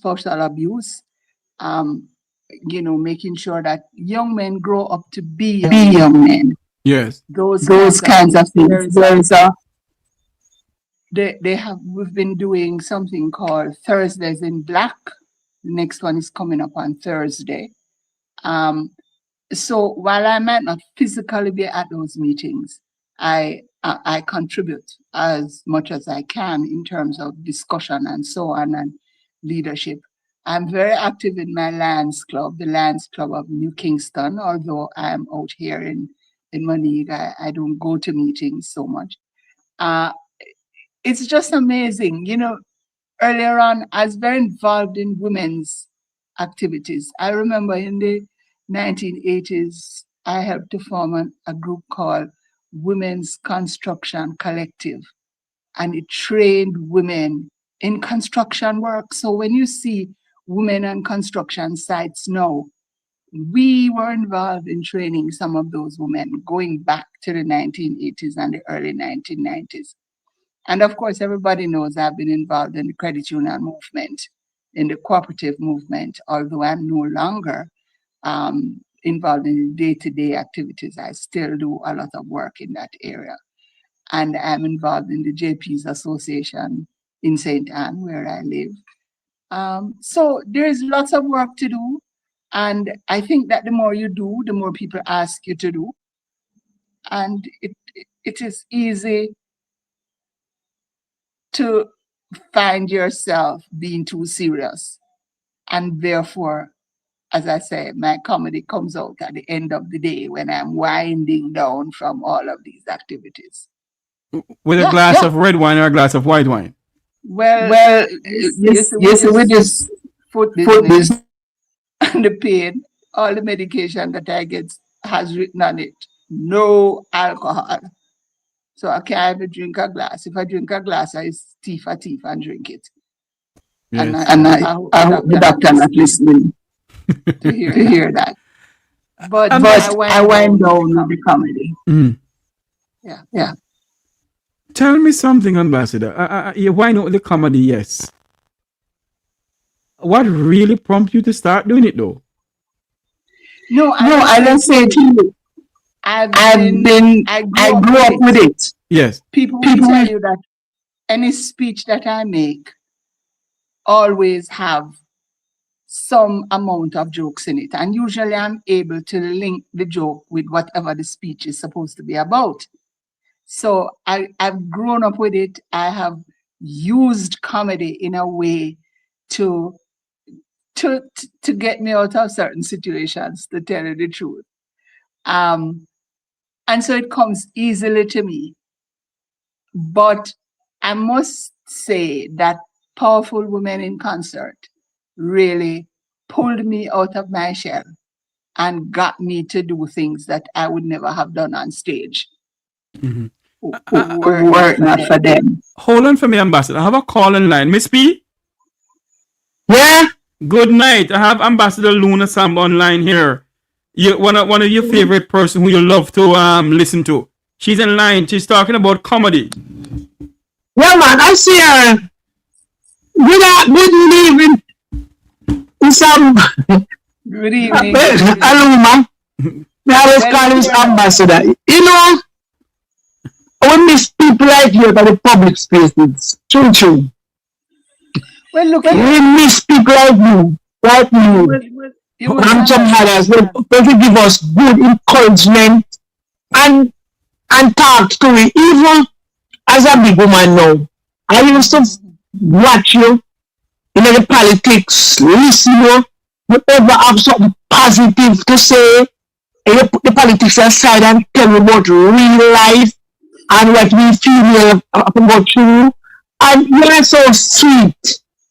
And we get you on. Are you still a part of COK? COK? No, she's gonna answer you now. I retired from COK 5 years ago. Listen, Mama, let me explain something to you. You say you want to sing in there. It's 40 years I've been in public life, you know. 40 years. Not no, we say we miss you, but we're glad because you have to go retire and live your life. But you have made a dent on us for positivity. So when we see people like you motivate us, especially person like me where come from Bendeso to struggle, go like an orphan. But people like you motivate us to be alright. When you drop a gun and are dead, you can get up and roll over. You have your children, you might get them in the way or you would like to have them because you have to let your father, but that will stop you and you have high top eye. Because I sit down, I have about 8 certificates. And people like you make me go and get qualified to do something. She's gonna answer. She's gonna answer you now. Miss P. Ambassador gonna answer you now. Go ahead, Ambassador. Let me tell you this. I keep saying to people that falling down is no shame. The shame is not getting back up. That is the problem. Too many people think that we're not to fall down. You buck your toe and you fall down, and you get up back. You know, I spoke earlier on, I don't know if you're hearing, about falling in the bathroom and a chest of drawers fall down on top of me. if you can imagine. But I never lie down there and play dead. I call out to my sister who run come. Let me tell you, if you know what the on top of chest of drawers, all the glass things, them with all the jewelry and everything, drop and broke all around me, you know. I had to say to my sister, mind yourself, make sure you have on your shoes before you come in here, because glass all around. But we clear it up, and she had the presence of mind to put on a top over me, so that when the young man who come to help me up didn't come and see me half naked. And I can laugh about it now. And this is why I say comedy is good for me, because it allows me to, yes, you fall down and then you get up. You don't stay down there. You get up and you do what you have to do. And if I've been able to get anybody to begin to see their life in that. Because, you know, I'm going to say this other thing. Jeffrey, I don't think you know this, but hear this now. I got pregnant with my son when I was in my final year doing my degree. You can imagine, when I went to law school, one girl who was there, she used to come outside and look up in the sky and say, make she look see if the star is in the sky, because the virgin is coming forth. I mean, she's talking. Oh my God. Oh, yes. Oh, yes. But guess what? I had my son. I couldn't get married at the time because of the circumstances. My son's father was in politics and spent 25 years in prison in Grenada because of the whole Grenadian situation. I just had to The marriage bishop situation. up. I had to just get myself up, finish law school, pushing down the big belly in front of me. But thank God for the friends I had. You know, when they look around and saw that I wasn't there, because I got ill many times when I was pregnant. And they'd look around in the class and see if I was there. And they walk with, young people don't know about these things, carbon paper, and put the carbon paper between the two sheets so that I could get the notes. So I didn't just say, Lord. I remember when I went to the law school, you know, the registrar of the law school looked at me and says, oh, you got caught then. And I said to her, what do you mean by that? She says, law students don't have babies and don't get married. Can you imagine that? And I said to her, you might think I got caught, but you don't know my circumstances. So I'm saying this to say, I've not had a very easy life. I've had challenges. My father was a welder and my mother was a housewife. And they had 8 children together. And we lived very well. I remember my brother, when I think it was my father when my father died and the ones who live abroad came back, my brother Tony, we sit down on the back porch we have here, and we're talking, and Tony said, Alun, tell me something. When we were growing up, you didn't know, so we're poor? And I laughed. I said, really? We had no idea what it was to be rich or poor. Yes, we knew rich people, and we had some of them in our family. But we never felt we were poor. We had everything that we needed. And there are many people in Jamaica who are growing up like that, whose parents are doing the best that they can do for them. And they're getting ahead. I have seen so many young people who come out of circumstances that you would not believe that they can get ahead. And yet, they have done well. I love to see those stories. You know, when something happens, you pick yourself up and you go on. You do what you need to do. And so I do what I need to do using humor to make it a little easier. You know, I did a little piece saying, tell us about some Jamaican proverbs that you know. And one of them that I saw today talked about honey catches more flies than vinegar. And I say that to young people when I speak to them all the time. You know, I said, look here, fix your face, the man. If I wake up in the morning and yours is the first thing I say, I go back under my cover. Because I don't want to start my day with that face. And the face that I see. Or I'll say to young people, as I had to do one day last week up at the college, I said, fix your face. When you see somebody come in and say good morning, answer back. Say good morning with a smile on your face. It gets doors open for you that you might not even think about. And you know something, Ambassador and Miss P? What is going on nowadays in our personal life and in the political arena in our country and all over the place? We have to find something to laugh about, because the stress and the duress will get to us.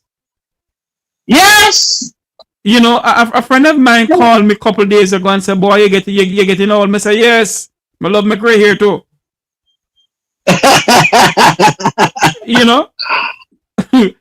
I heard Miss P said something, Ambassador, that stands out with me when it comes on to you. You may not know this, or you may know this, that when you're in politics, you have helped a lot of people. Not only in St. Anne's alone. Not only, even when you're High Commissioner to London. There's so many people that you have helped personally that remember your kindness. And when you speak about a Luna Assamba, everybody speak good about you. And believe you me, when I hear Miss P say what she said a while ago, I feel honored to know you. Thank you. Miss Aluma, we got a conference. And a politician never come on it.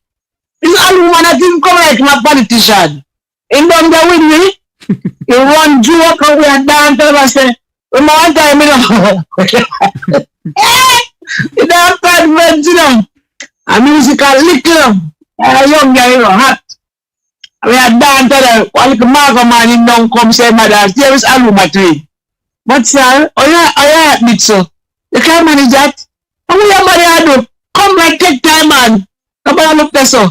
Cause we are dash out and a jolly free myself, And somebody Miss somebody fast, stop, give it up, we laugh, and we had it.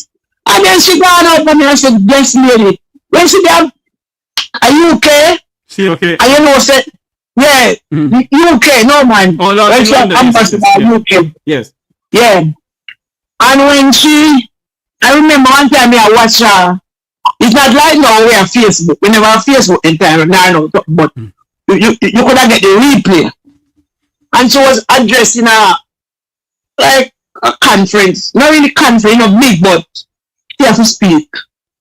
We said, Jeffrey, when the lady take up stand up and speak, calm, collective. Are you talking about speak? Are you talking about the time when she was talking about reparation?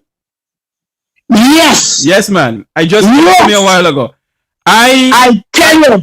Miss P, sorry to continue. I watched that thing over and over and over again. And when they wanted Ambassador to shut up, she said, sit down and speaking. And yes to the students. And I'm like, yes. And she not, you know what happened to Miss P? She presented her case about reparation and the slavery that we have been through. And that is why I said in my opening remarks on this program earlier on that Jamaica has modern day slavery now. And I speak about the call centers. And why some of the politicians will not speak about it is because they have shares in the call centers. A lot of our kids, our fellow Jamaicans, are living and working in modern day slavery in the call centers, Ambassador. And nothing is being done. Not one single thing. So when you have somebody like Ambassador Loon go and speak about reparation, come on, man. She reminds me of when Mike Henry went into the parliament and speak about it too. Mike was a good. Go ahead, Ambassador. I was just gonna say that Mike Henry was one of the first persons as a politician to speak about that issue. Yes. And you know, just recently, somebody shared with me that he lectures and he uses that speech to his students and actually use a quote from the speech in various exams for them to explain. You know, that was a very funny thing that I was asked by the Oxford Union to speak. When I was growing up, you know, speaking at the Oxford, debating at the Oxford Union was a big thing, you know. I remember because you had to have been in the UK. You have to have made a name that they would invite you to come and speak. So when I got invitation to speak on this matter, chances are they had heard me speaking about it before, but to debate on this matter, I said to myself, but girl, you're gone abroad. You are going to debate at the Oxford Union. And I prepared for it, and I wore what I consider to be a fabulous blue dress. Blue is such a, you have on blue there, Jeffrey. Yes. Yes. I love blue. Actually, blue is my favorite color. It imbibes some confidence in you. Yes. You know, that is one of the things when you have to speak in public, you begin to learn the kinds of things. You might want to come, but the things that help you with your confidence. And look here, you're not speaking with no computer in front of you, you know. You might have a little piece of paper that you write your notes on and so on, but you're not speaking with that. But it was something that I felt very strongly about. And the thing is, you know, in Jamaica, we all have all kinds of experiences and family connections and so on. And in my own case, as you look at my color, you know, say, Nisa, to use the real word that we learned when we were growing up, I'm a mulatto.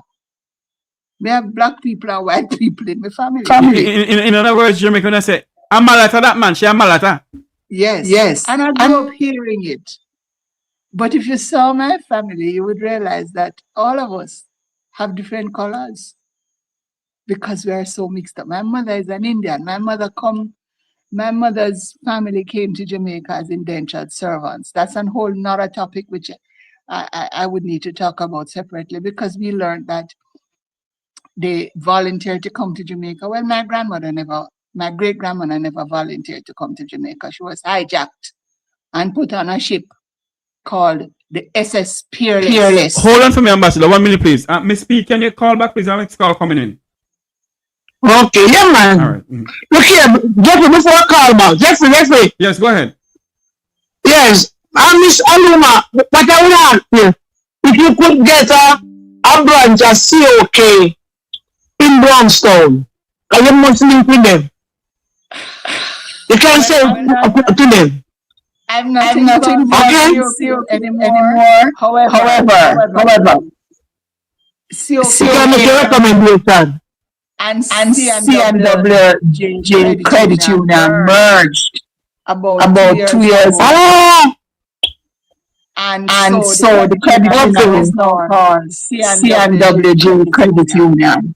You know, credit unions used to be a lot. When I first joined the credit union movement, there were about 113 or so. And then a few years ago, the Bank of Jamaica started to be in charge of regulations of the credit union. And they said they don't want to have to regulate so many credit unions. They wanted to have no more than about 10 or 12. So the movement went on a drive to get credit unions to merge, to reduce the number of credit unions that exist. And that is what is happening. So there are lots of parish credit unions, and C&WJ was a good fit with COK because they were all over the island.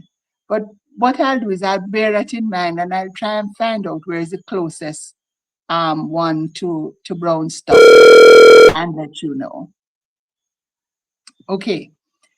Jeffrey, I was talking about the hold on for me, Ambassador. I know you gotta run, but hold on a minute. There's this person been calling in. I think he want to speak to you. Hello, Mek Wi Talk here live. We speak to Ambassador Lumina Assamba. Hi, Jeffrey. I would like to say hi to her. Yes, go ahead, man. She's hearing you. She's a very good friend of mine. Oh, yes? Who's this now? Yeah, her uncle saw that Brendan Mangaroo and myself, we worked together for over 30 years at Ideal Warehousing, and she always come down here and we have a good time. We went by Tuni to have lunch and all this other stuff. Yes. So I would like to say hi and wish her all the best. She's a good friend. She's a good person. She's everything that is good. Because we share a lot from I was 30 years old and now I am 70 years old. So we share a lot together. So I would like to big her up and say hi to her. And remember those days at Ideal Warehouse when she always come and start at Brenton Mangaroo. Yeah, she wants to respond to you now because she's hearing you. Let she respond to you now. My uncle Brent died a year ago in Florida. Yes, he ran Ideal Warehousing for a while until there was a fire that burnt it down, and it was owned by the UDC and they didn't repair it or until long after. And you said about going to lunch at my cousin Shuni. Anybody listening here would know Moby Dick at the corner of Orange Street and Harbour Street corner. Shuni. Everybody who wants Indian food know that that is where they're to go when they're in Kingston. Moby Dick. Yes, so you would go, just walk across to Moby Dick from Ideal Warehousing. Yes, I remember those days. To Port Royal Street, and we always have lunch together. Yes. You, Brenton, and myself, and Joy. Yes. It's between Port Royal Street and Harbour Street. Orange Street. Yeah. Mm-hmm. Yeah. And you and Joy and Brenton and Irish Lou and myself, we always go over there and have lunch together. Yes. Horace was my Uncle Brent's partner. You want me to tell you? Right. Well, that's like 50 years ago. Hold on for me, sir. She want to give you a joke. Hold on a minute. Go ahead, Ambassador. Let's tell you when I talk to people, I remember this. When I became 40 years old, I decided that I was 40 and therefore I shouldn't be calling my Uncle Brain uncle because he was about 7 years older than me. So I was making this speech at my 40th birthday because Uncle Brain had told me off good and proper in the morning because I call him Brenton. And I was telling the joke about, passing me place and calling me Uncle Brenton. And then I said, but after all, I am Jamaican bad word, 40. So my priest was outside and he get up from where he was and he come inside and says, who is inside here? Which 40-year-old you're talking about? You are Jamaican bad word. I would use that word on the radio. It's there, I remember. And you had your other uncle that we always call him Uncle Black. I don't remember his first name now. Leslie. He was right. Leslie, right? He was right beside the examination depot. He was there too, and he also got upset. I remember. Well, you know, there was another joke that was running through my mind, which I don't remember. It was past. But there's so many things that's going, things that you can't say on radio and things that you can't say on radio, but you can use your imagination with that. Like 50 years ago, but I remember you, and now that you are on Jeffrey program, when I always watch Jeffrey program when you're there as a special guest. I said, no, I have to call you because this lady and myself, we are coming back from so far with Uncle Brent and Mangaroo and all of us, and Leslie and Joe Blaine and so many memories. I still have to say hi to you. Hold on for me, sir. She want to comment on you. She want to say something to you I now. want to make you heard him speak of my uncle Brent as Brent and Mangaroo, and then my other uncle as Leslie Black. No, remember I was talking about my Indian family. When my grandfather went to work on the sugar plantation, and the timekeeper, you know, the person who ran things, who the laborers dealt with, asked him what his name was. He said his name was Chutkan Mangaroo. And the timekeeper said, Okay. I can't spell that at all. So as of now, your name Joseph Black. So Okay, that's our uncle is because I have to always call him uncle as Uncle Brenton. That's our uncle has got his name Black.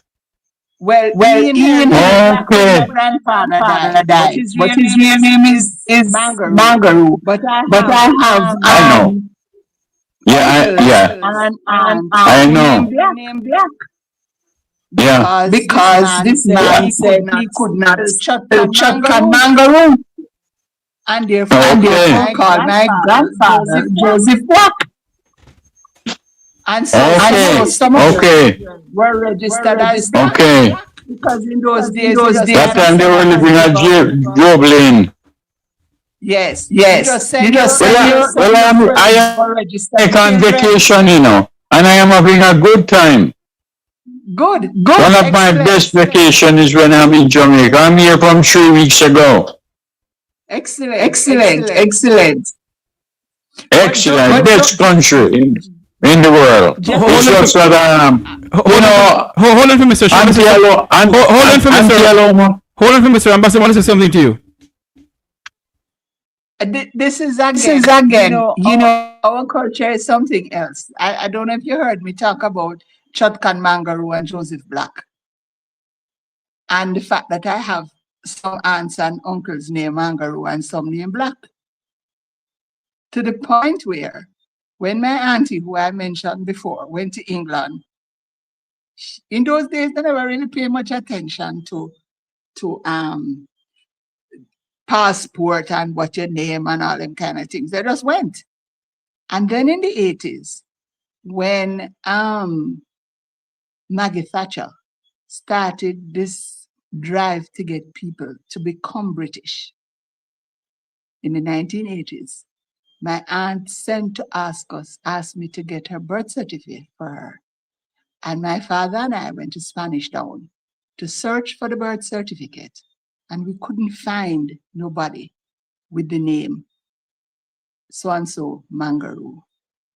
But thank God there was somebody there. Let me tell you something. When you laugh with people and smile with them and say hello and so on, you know, you get through in life because we buck up on somebody who knew us, just like that gentleman from Job's Lane, and said, I wonder if we were searching for the right name. Let me look on the Black. And sure enough, she found that my aunt was registered as Black.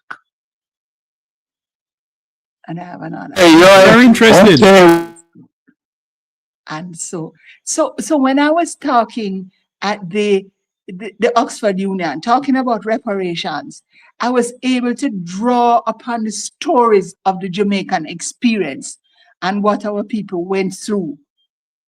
I remember once when I was running elections, Lord, this is not joke now, you know, Jeffrey, but it could be. I went up into a place, one way in and one way out, up in the mountains. And I had gone there with a political speech to make, and I did not make that speech. I made a speech about slavery and what it meant to be free. Because when I drove up that road, and I said to myself, these people have been living up here from after slavery. How did they reach here?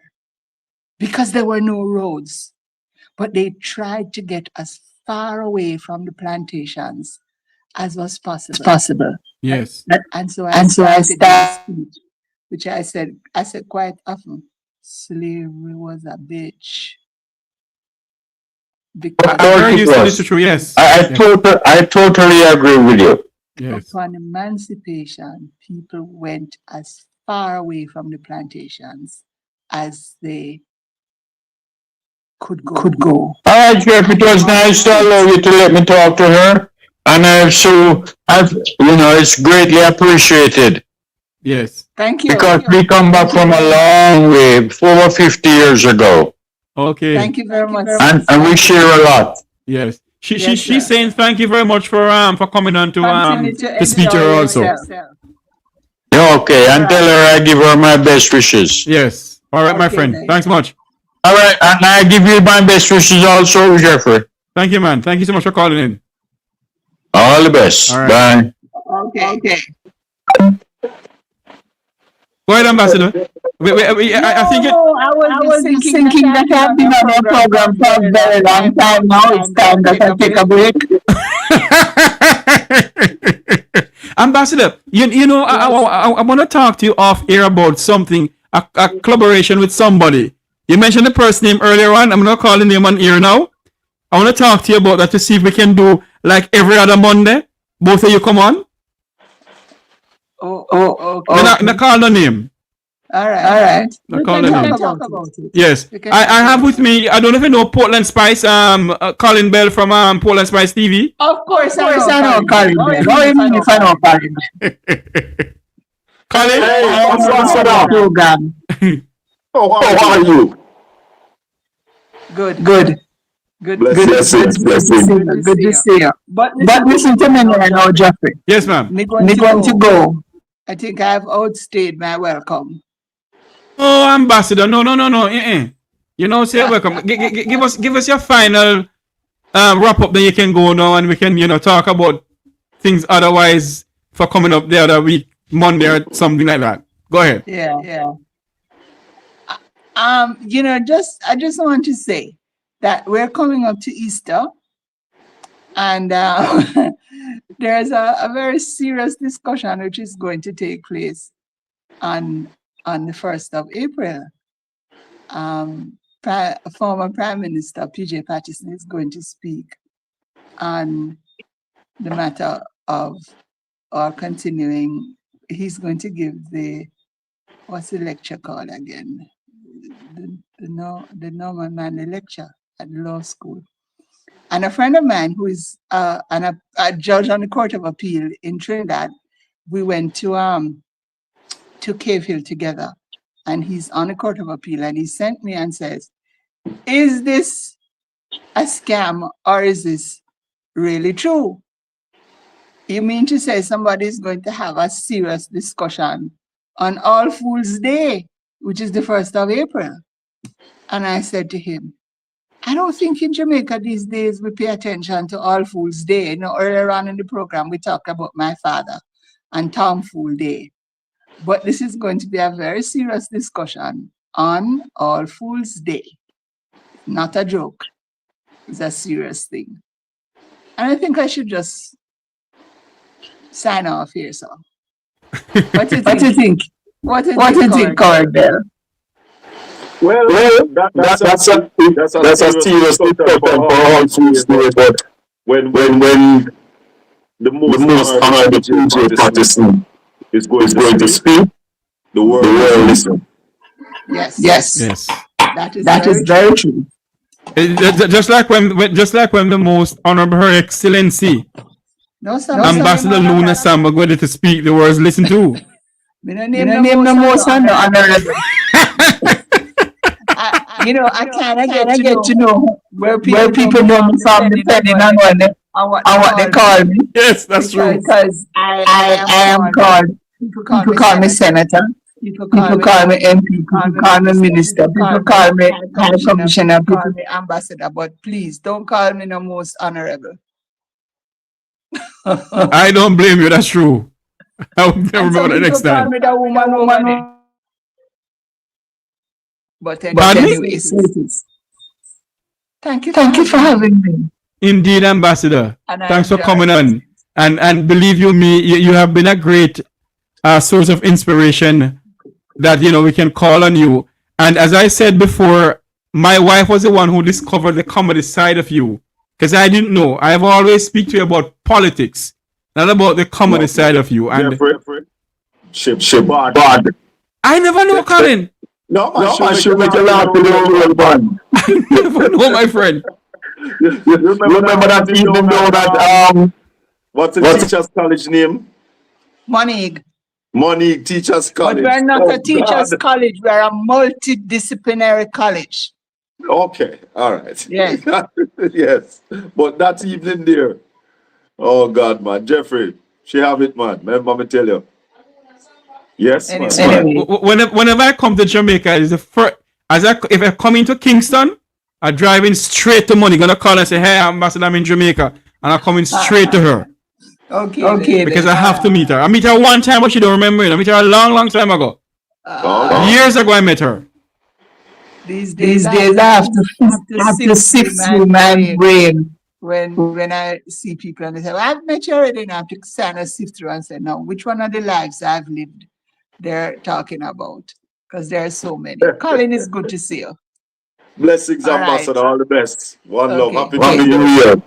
Bye-bye. I want to say thanks to Ambassador Luna Assamba for coming on. Ambassador, thank you for coming on. And good night to your listeners. Good night to you, ma'am. Have a great night. Thank you. I enjoyed it. Same here. Okay then. Okay, bye-bye. Bye-bye. That's former Jamaican High Commissioner to London, Ambassador Loom Assamba. Let's switch gear now to politics. I have my good friend here, Colin Bell, who comes on to speak to us about a topic that Jamaicans from all walks of life have been through it. And the true story of it, many of us don't know the true story of it. There's a video I want to play here, though, with Colin Bell speaking about it on his program. You know, Colin Bell is a person who speaks truth to power.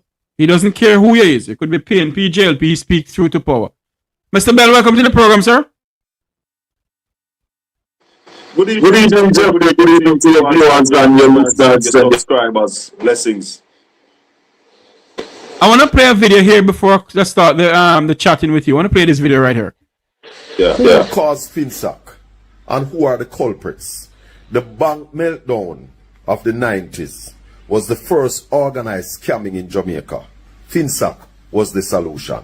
Listen this video to the end. Finsac was a homegrown domestic crisis wholly caused by the PNP, for which we are now only just recovering.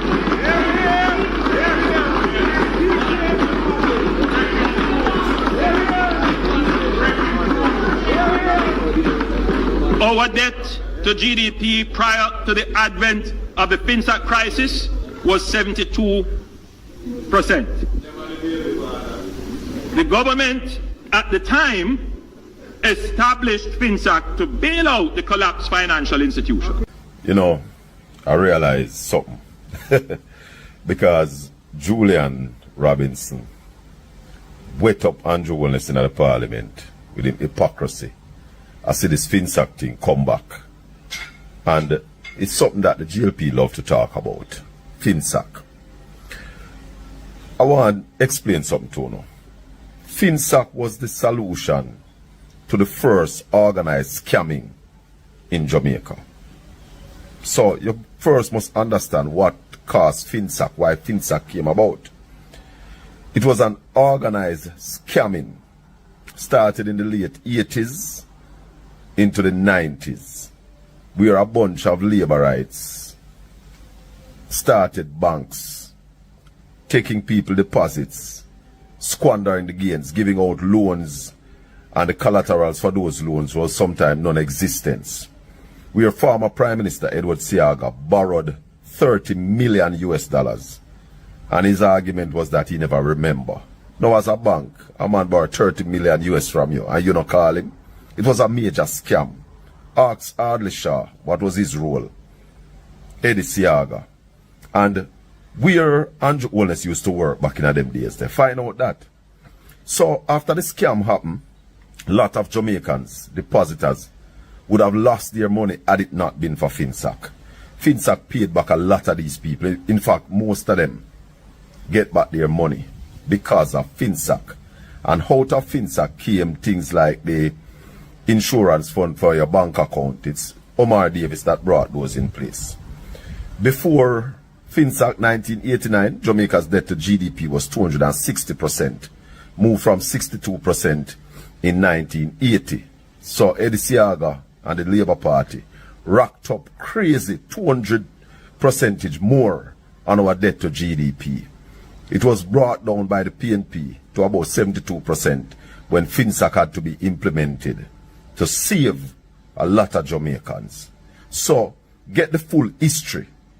Finsac was the solution. The Jamaica Labour Party also spent 130 million, anywhere between 130 and 150 million for a Finsac inquiry.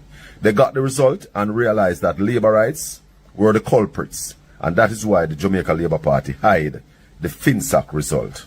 Talk to me more. We have with here none other than the talk show host of Portland Spice TV, Colin Bell. Mr. Bell, speak to us some more about Finsac. Why would you describe Finsac as the biggest organized scam in the history of this country? And I would say Finsac and also SSL. Go ahead. No, Finsac was not a scam. Oh, the people who... Yeah, go ahead. Sorry, go ahead. What is that the bank meltdown was what caused the problem. In the 1980s, when we had a one-party system running Jamaica, there was no opposition in the parliament. A lot of Jamaicans, wealthy Jamaicans, affiliates of the Jamaica Labour Party, started lots of bank. Crown Eagle, Workers Bank. Don't remember all of the names them now, but quite a few banks came online. Central Bank and all of them. Central Bank, all of them. They were basically peddling money, taking deposits, investing these money. Some insurance was in it too.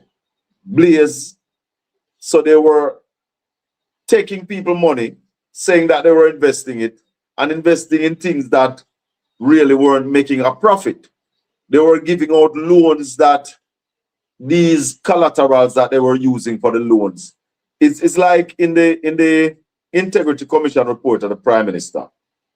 They said that the Prime Minister got a loan and the security asset that he was using for the loan, the house was not in the name that the loan was going in at the time, and the shares that they were using was not yet bought. Those were the kind of things that they were doing back then. So when people start realize that there was a problem and start make runs on the bank to withdraw their money, they did not have the money to give back the people. So the government had to step in, start liquidate some of the assets. And in 1997, the government put together Finsac to basically find the assets of these bankers and these entities and basically liquidate them to pay back people the money that they had deposited in it. So the scam was before Finsac. It is the scam that caused the government to step in and put in Finsac. It was the same way that former Prime Minister Edward Siaga got a loan of 30 million US, and down the road him say he never remember saying take the loan, because the banks would even call him to say, hey, you're not servicing this loan. So that was the scam, and Finsac had to be put in place so as to save a lot of Jamaicans. In fact, in an interview with Omar Davis, he told me that over 500,000 depositors got all their monies back. I remember that interview. And it was because of Finsac why the JDX was put in place. JDIC, sorry. Jamaica Depositors Insurance. Because before that, there was no insurance for people who deposit money.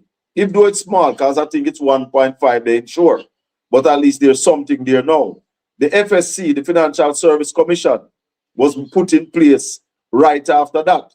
So a lot of people talk about Finsac but they don't understand what is Finsac. And what we are trying to do now is to put programs together to educate people about Finsac. Colin, can you tilt your camera? Because I'm just seeing half of your face. Oh. Tilt some more. Yeah, there you go. Yeah, man. Yeah, man. So, Colin, tell me something now. What is the difference between the collapse of the 1990s and what went on with SSL? The difference now is that the government of today has done more to really assist the people with SSL. In the 90s, the government stepped in and assist the depositors, so depositors got their money back. What people got back out of SSL is basically peanuts compared to what they had in there.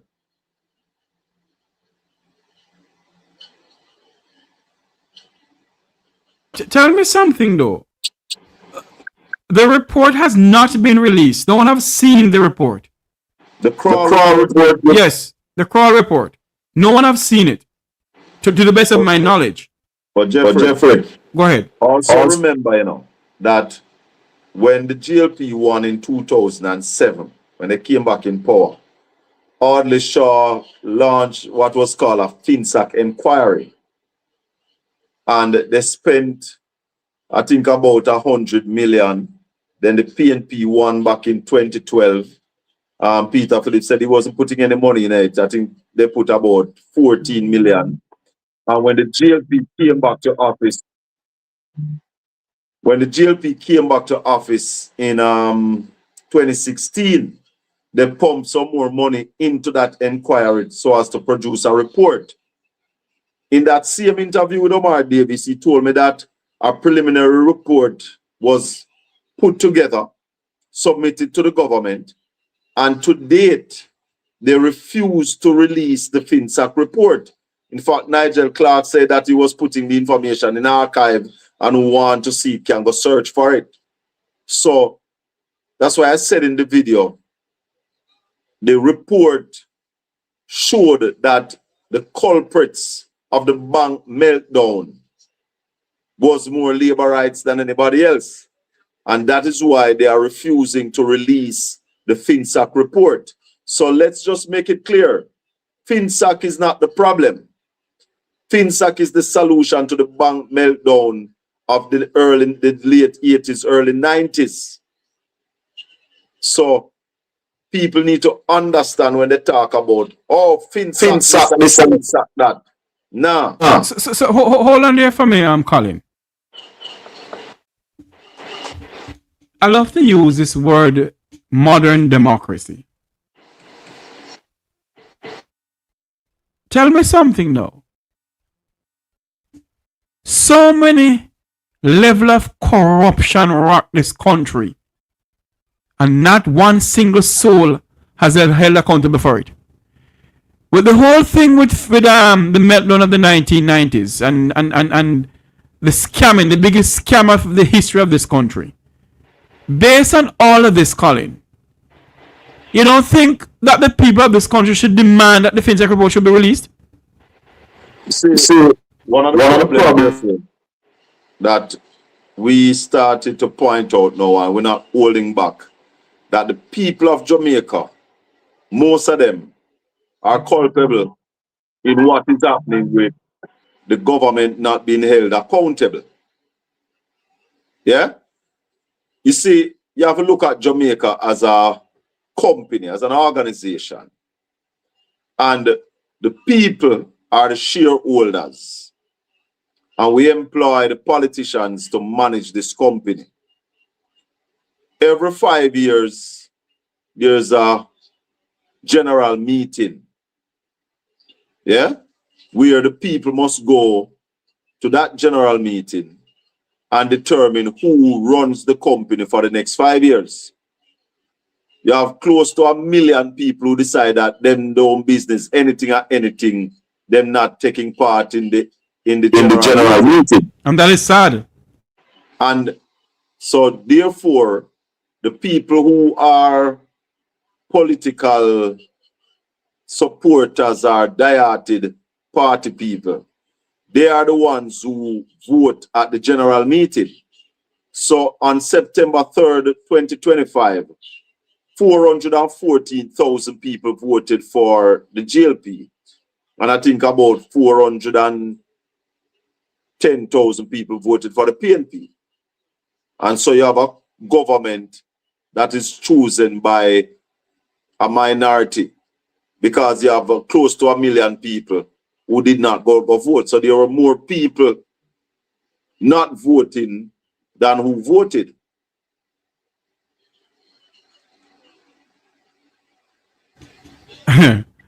That is sad, you know, Colin. It is that is very sad. And because of that, can't go around and talk about PNP or GLP responsible. It is the people of Jamaica that decides to sit down and choose a corrupt government to continue to manage the affairs of the country. You know, I know Marl and Morgan love to come on your program. He wouldn't come on this program at all because the incident happened on your program the last time. He hasn't come up for a long time. Oh? You need to get him and ask him about the $180-something million overpayment of salary in the Ministry of Education. Jeffrey, I'm one of the broadcasters who asks questions that I don't know the answers to. When I ask a question, I know the answer. And therefore, if you tell me a lie, I'm going to call you out on it. You know, I learned a lot from Wilfred Rattigan, you know, where Rattigan said if you ask a question, you have to know the truth before you ask the question. Know the answer before you ask the question. Because then any answer will satisfy you if you don't know. So when we ask questions, we don't ask for ourselves. We ask it for the listening audience or the viewing audience. And we are not going to allow anybody to sit down and tell lies when we know that they are lying. Exactly.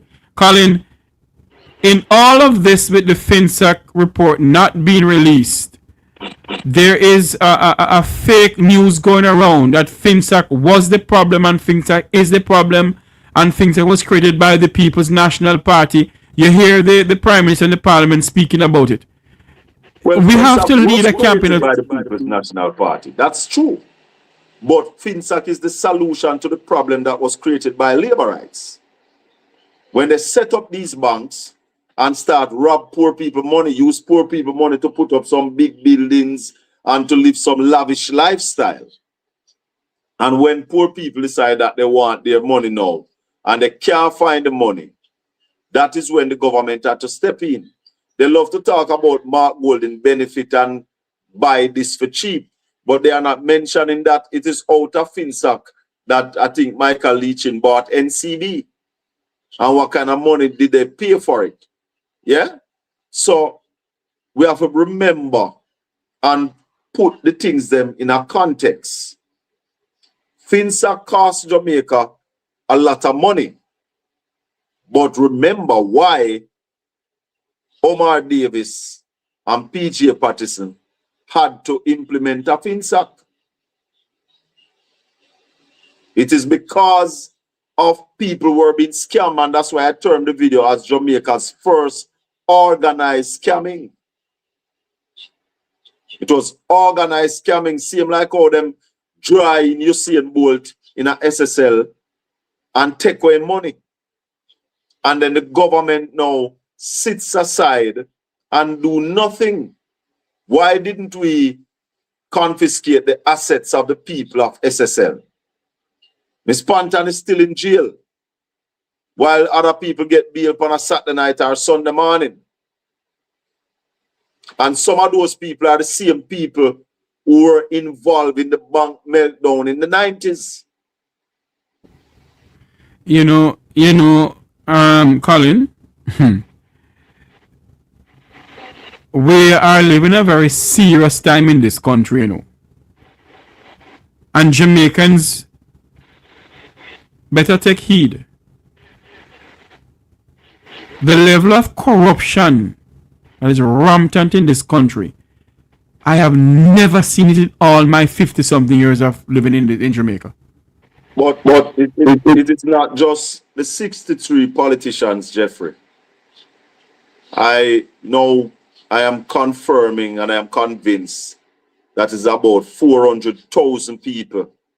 You have some people who voted for them innocently, you know. But you have about 400,000 of them who are all party to the corruption. Some of them now get nothing out of the corruption, you know. But they have been brainwashed. Because when the Prime Minister told the audience in the leadership debate that since his government come in power, they not implement no new taxes. And then you have all the labor right vloggers and bloggers carrying that line. That's a lie. And then Favour Williams in the parliament last Tuesday put up a chart, and when she realized what they on the chart, when she reached 2016 and 2017, she start mumble and bumble and start talk pure mumbo jumbo. And it is on her chart that they implemented new taxes in 2016 and 2017. But there's no blind veteran as he who refused to see.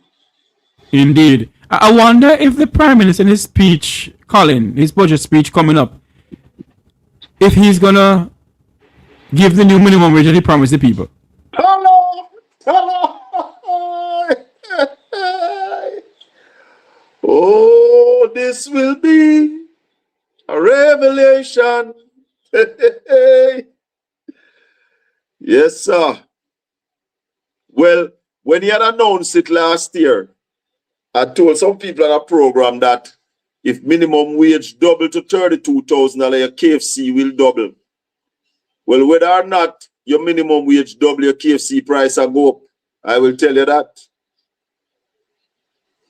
Because of the oil crisis around the world now, everything is going up. And Darrell Vaz, Edgerton Newman told Ralston Hyman last week, Friday morning, that Darrell Vaz, Minister of Transport, promised them that they will get a fare increase within 4 weeks. A promise is a comfort to a fool, you know. No, but you remember that 16% that was confirmed for taxi operators to get. And I know.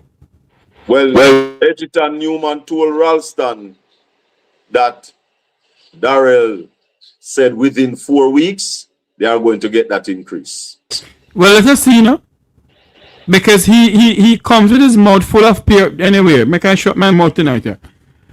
Let us see, because I know the minister have a way of wrapping those people in the public transport sector around his little finger, you know. One of them is Mr. Newman. Well, remember Mr. Newman went to the meeting with Darrell and the minister and agreed to give up the 16% without consulting the taxi drivers. The taxi operator. Exactly. So from that day, I call him Selitan Newman. What do you call him? Selitan Newman. Selitan Newman. Yeah, man. He's selling the taxi man then. But on a very serious note, though, Colin, do you believe the minister can raise taxi fares? Well, Jeffrey, it's not me say so, you know. It's not me say so. It's Selitan Newman tell Ralston Hyman so. Yes. The crude oil prices are I don't know if you can hear this. That's when the prices are climbing. So if the minister does not give it a 16%, the public will have to pay more, right? I know it's just last week and some person statement to that. That within a few days, they've committed the phrase for a fair increase.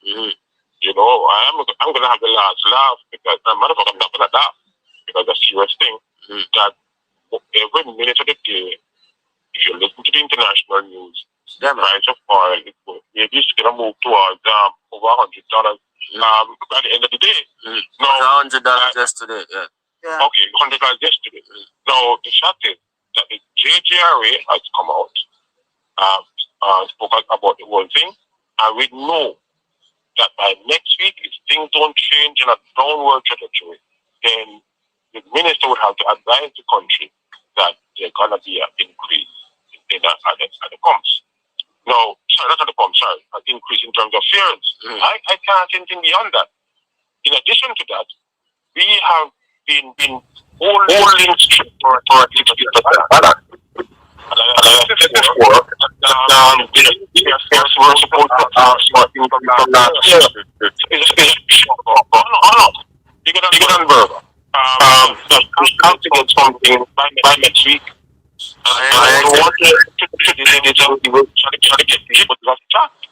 What is happening in the Middle East is going to affect us tremendously. So what's the minister saying about that? What is the minister saying about that? The minister on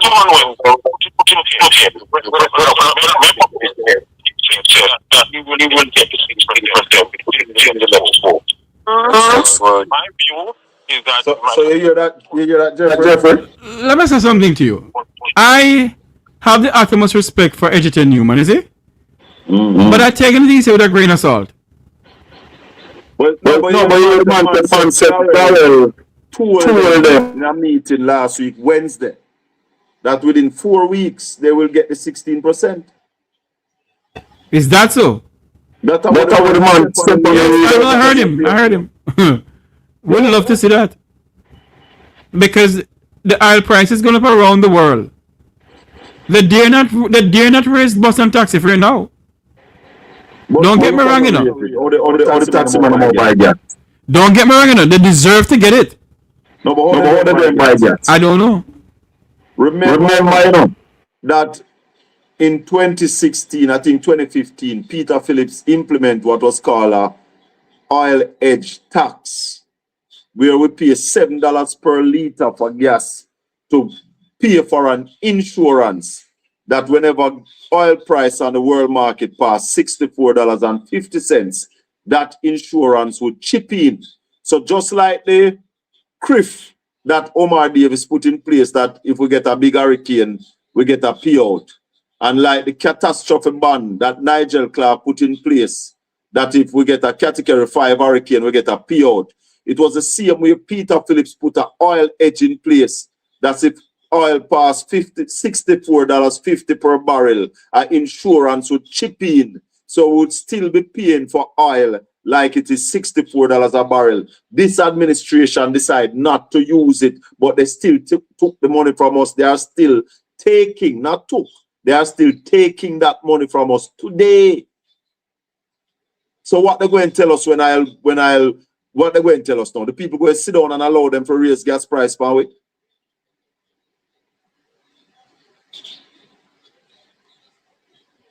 I'm not hearing you, Jeffrey.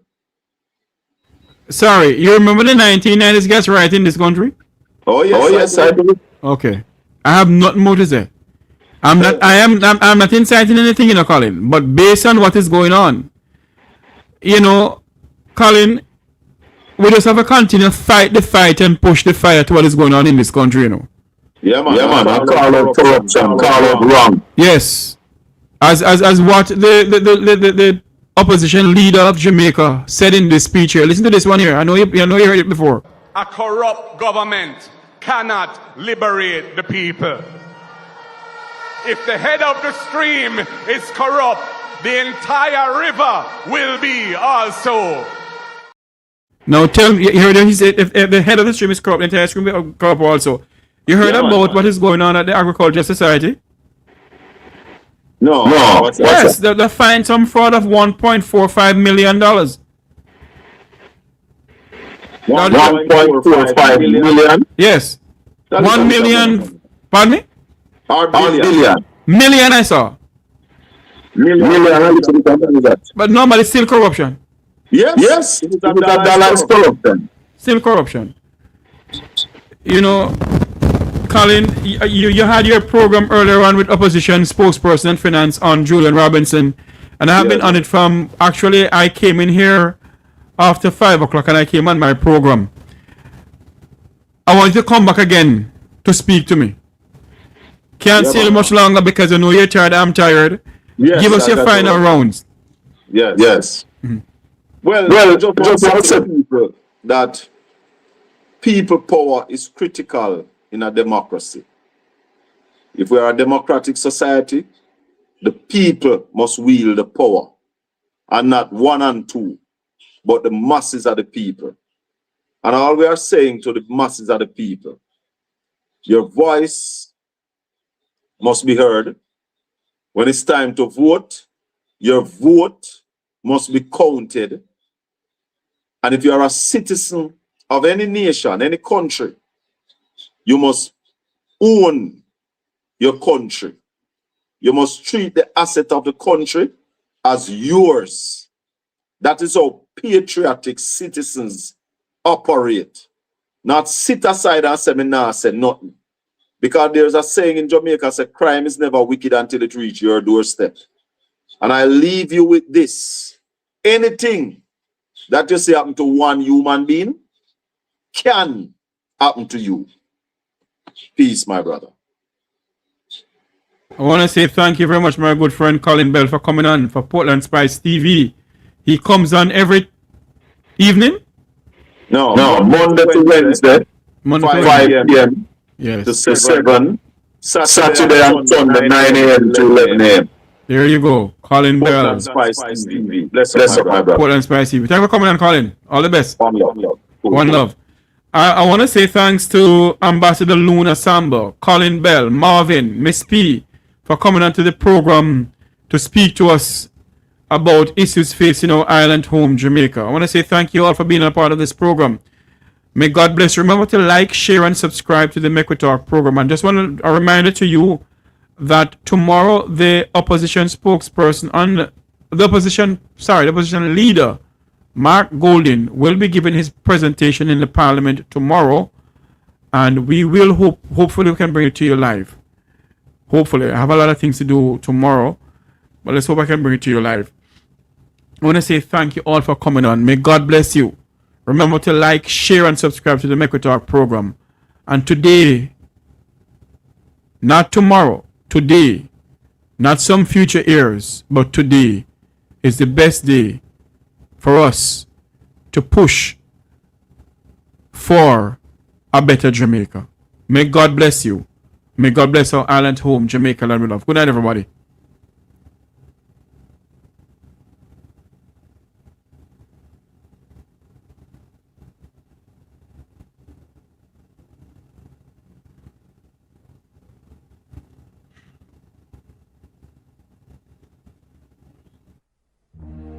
As children, we learn the true meaning of being a hero. Being a hero requires great sacrifice for others, not just ourselves. We learned about the heroes of Jamaica's past and how much of themselves and their lives they had to give in building a nation we should be proud to call home. They believed in a Jamaica that was more than just a country, more than just an island, more than land surrounded by water. They believed in a dream of a free nation of people, a nation built on the foundation of their sacrifices, a nation of many people working as one, a nation that would continue to produce legends and nation builders that serve towards that vision. As children, we were also taught the national pledge, a solemn promise, an undertaking. I would like to believe Sir Hugh Sherlock, while writing this pledge, understood the vision and dreams of our heroes. It's clear being a hero is too much to ever ask any one citizen. Luckily, the pledge does not require heroics of any of us. It merely asks that we honor our heroes by striving to advance our nation and ultimately inspire the world, like they and many Jamaicans have done. It's important we remember those words. These words.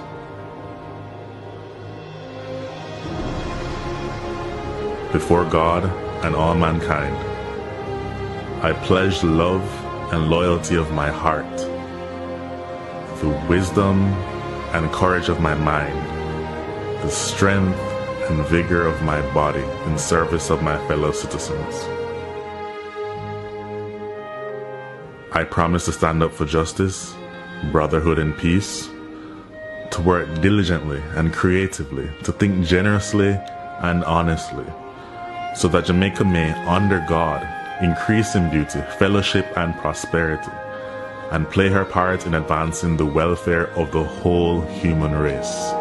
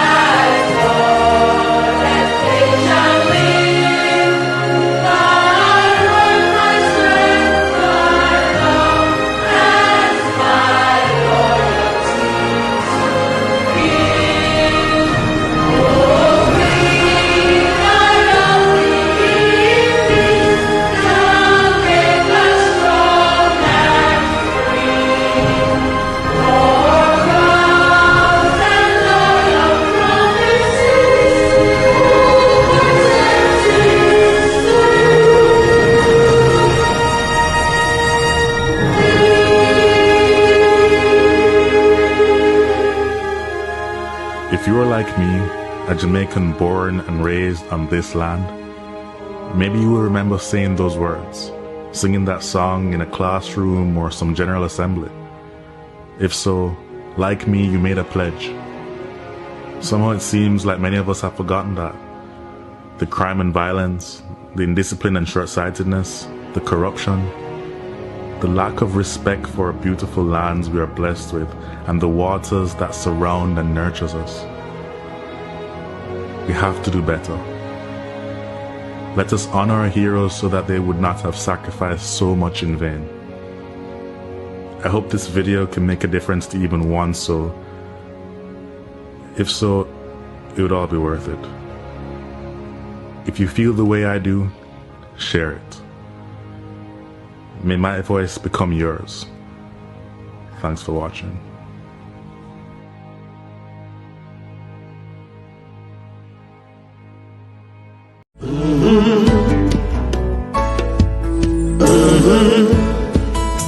When the game gets rough and this life just seems so tough, make we talk, my people, make we talk. When this town becomes an ugly place, don't let it erase the smile from your face. Make we talk, people, make we talk. Conversation is the key, a guiding light for you and me. Spark a talk and you will see. Conflict solver A to Z.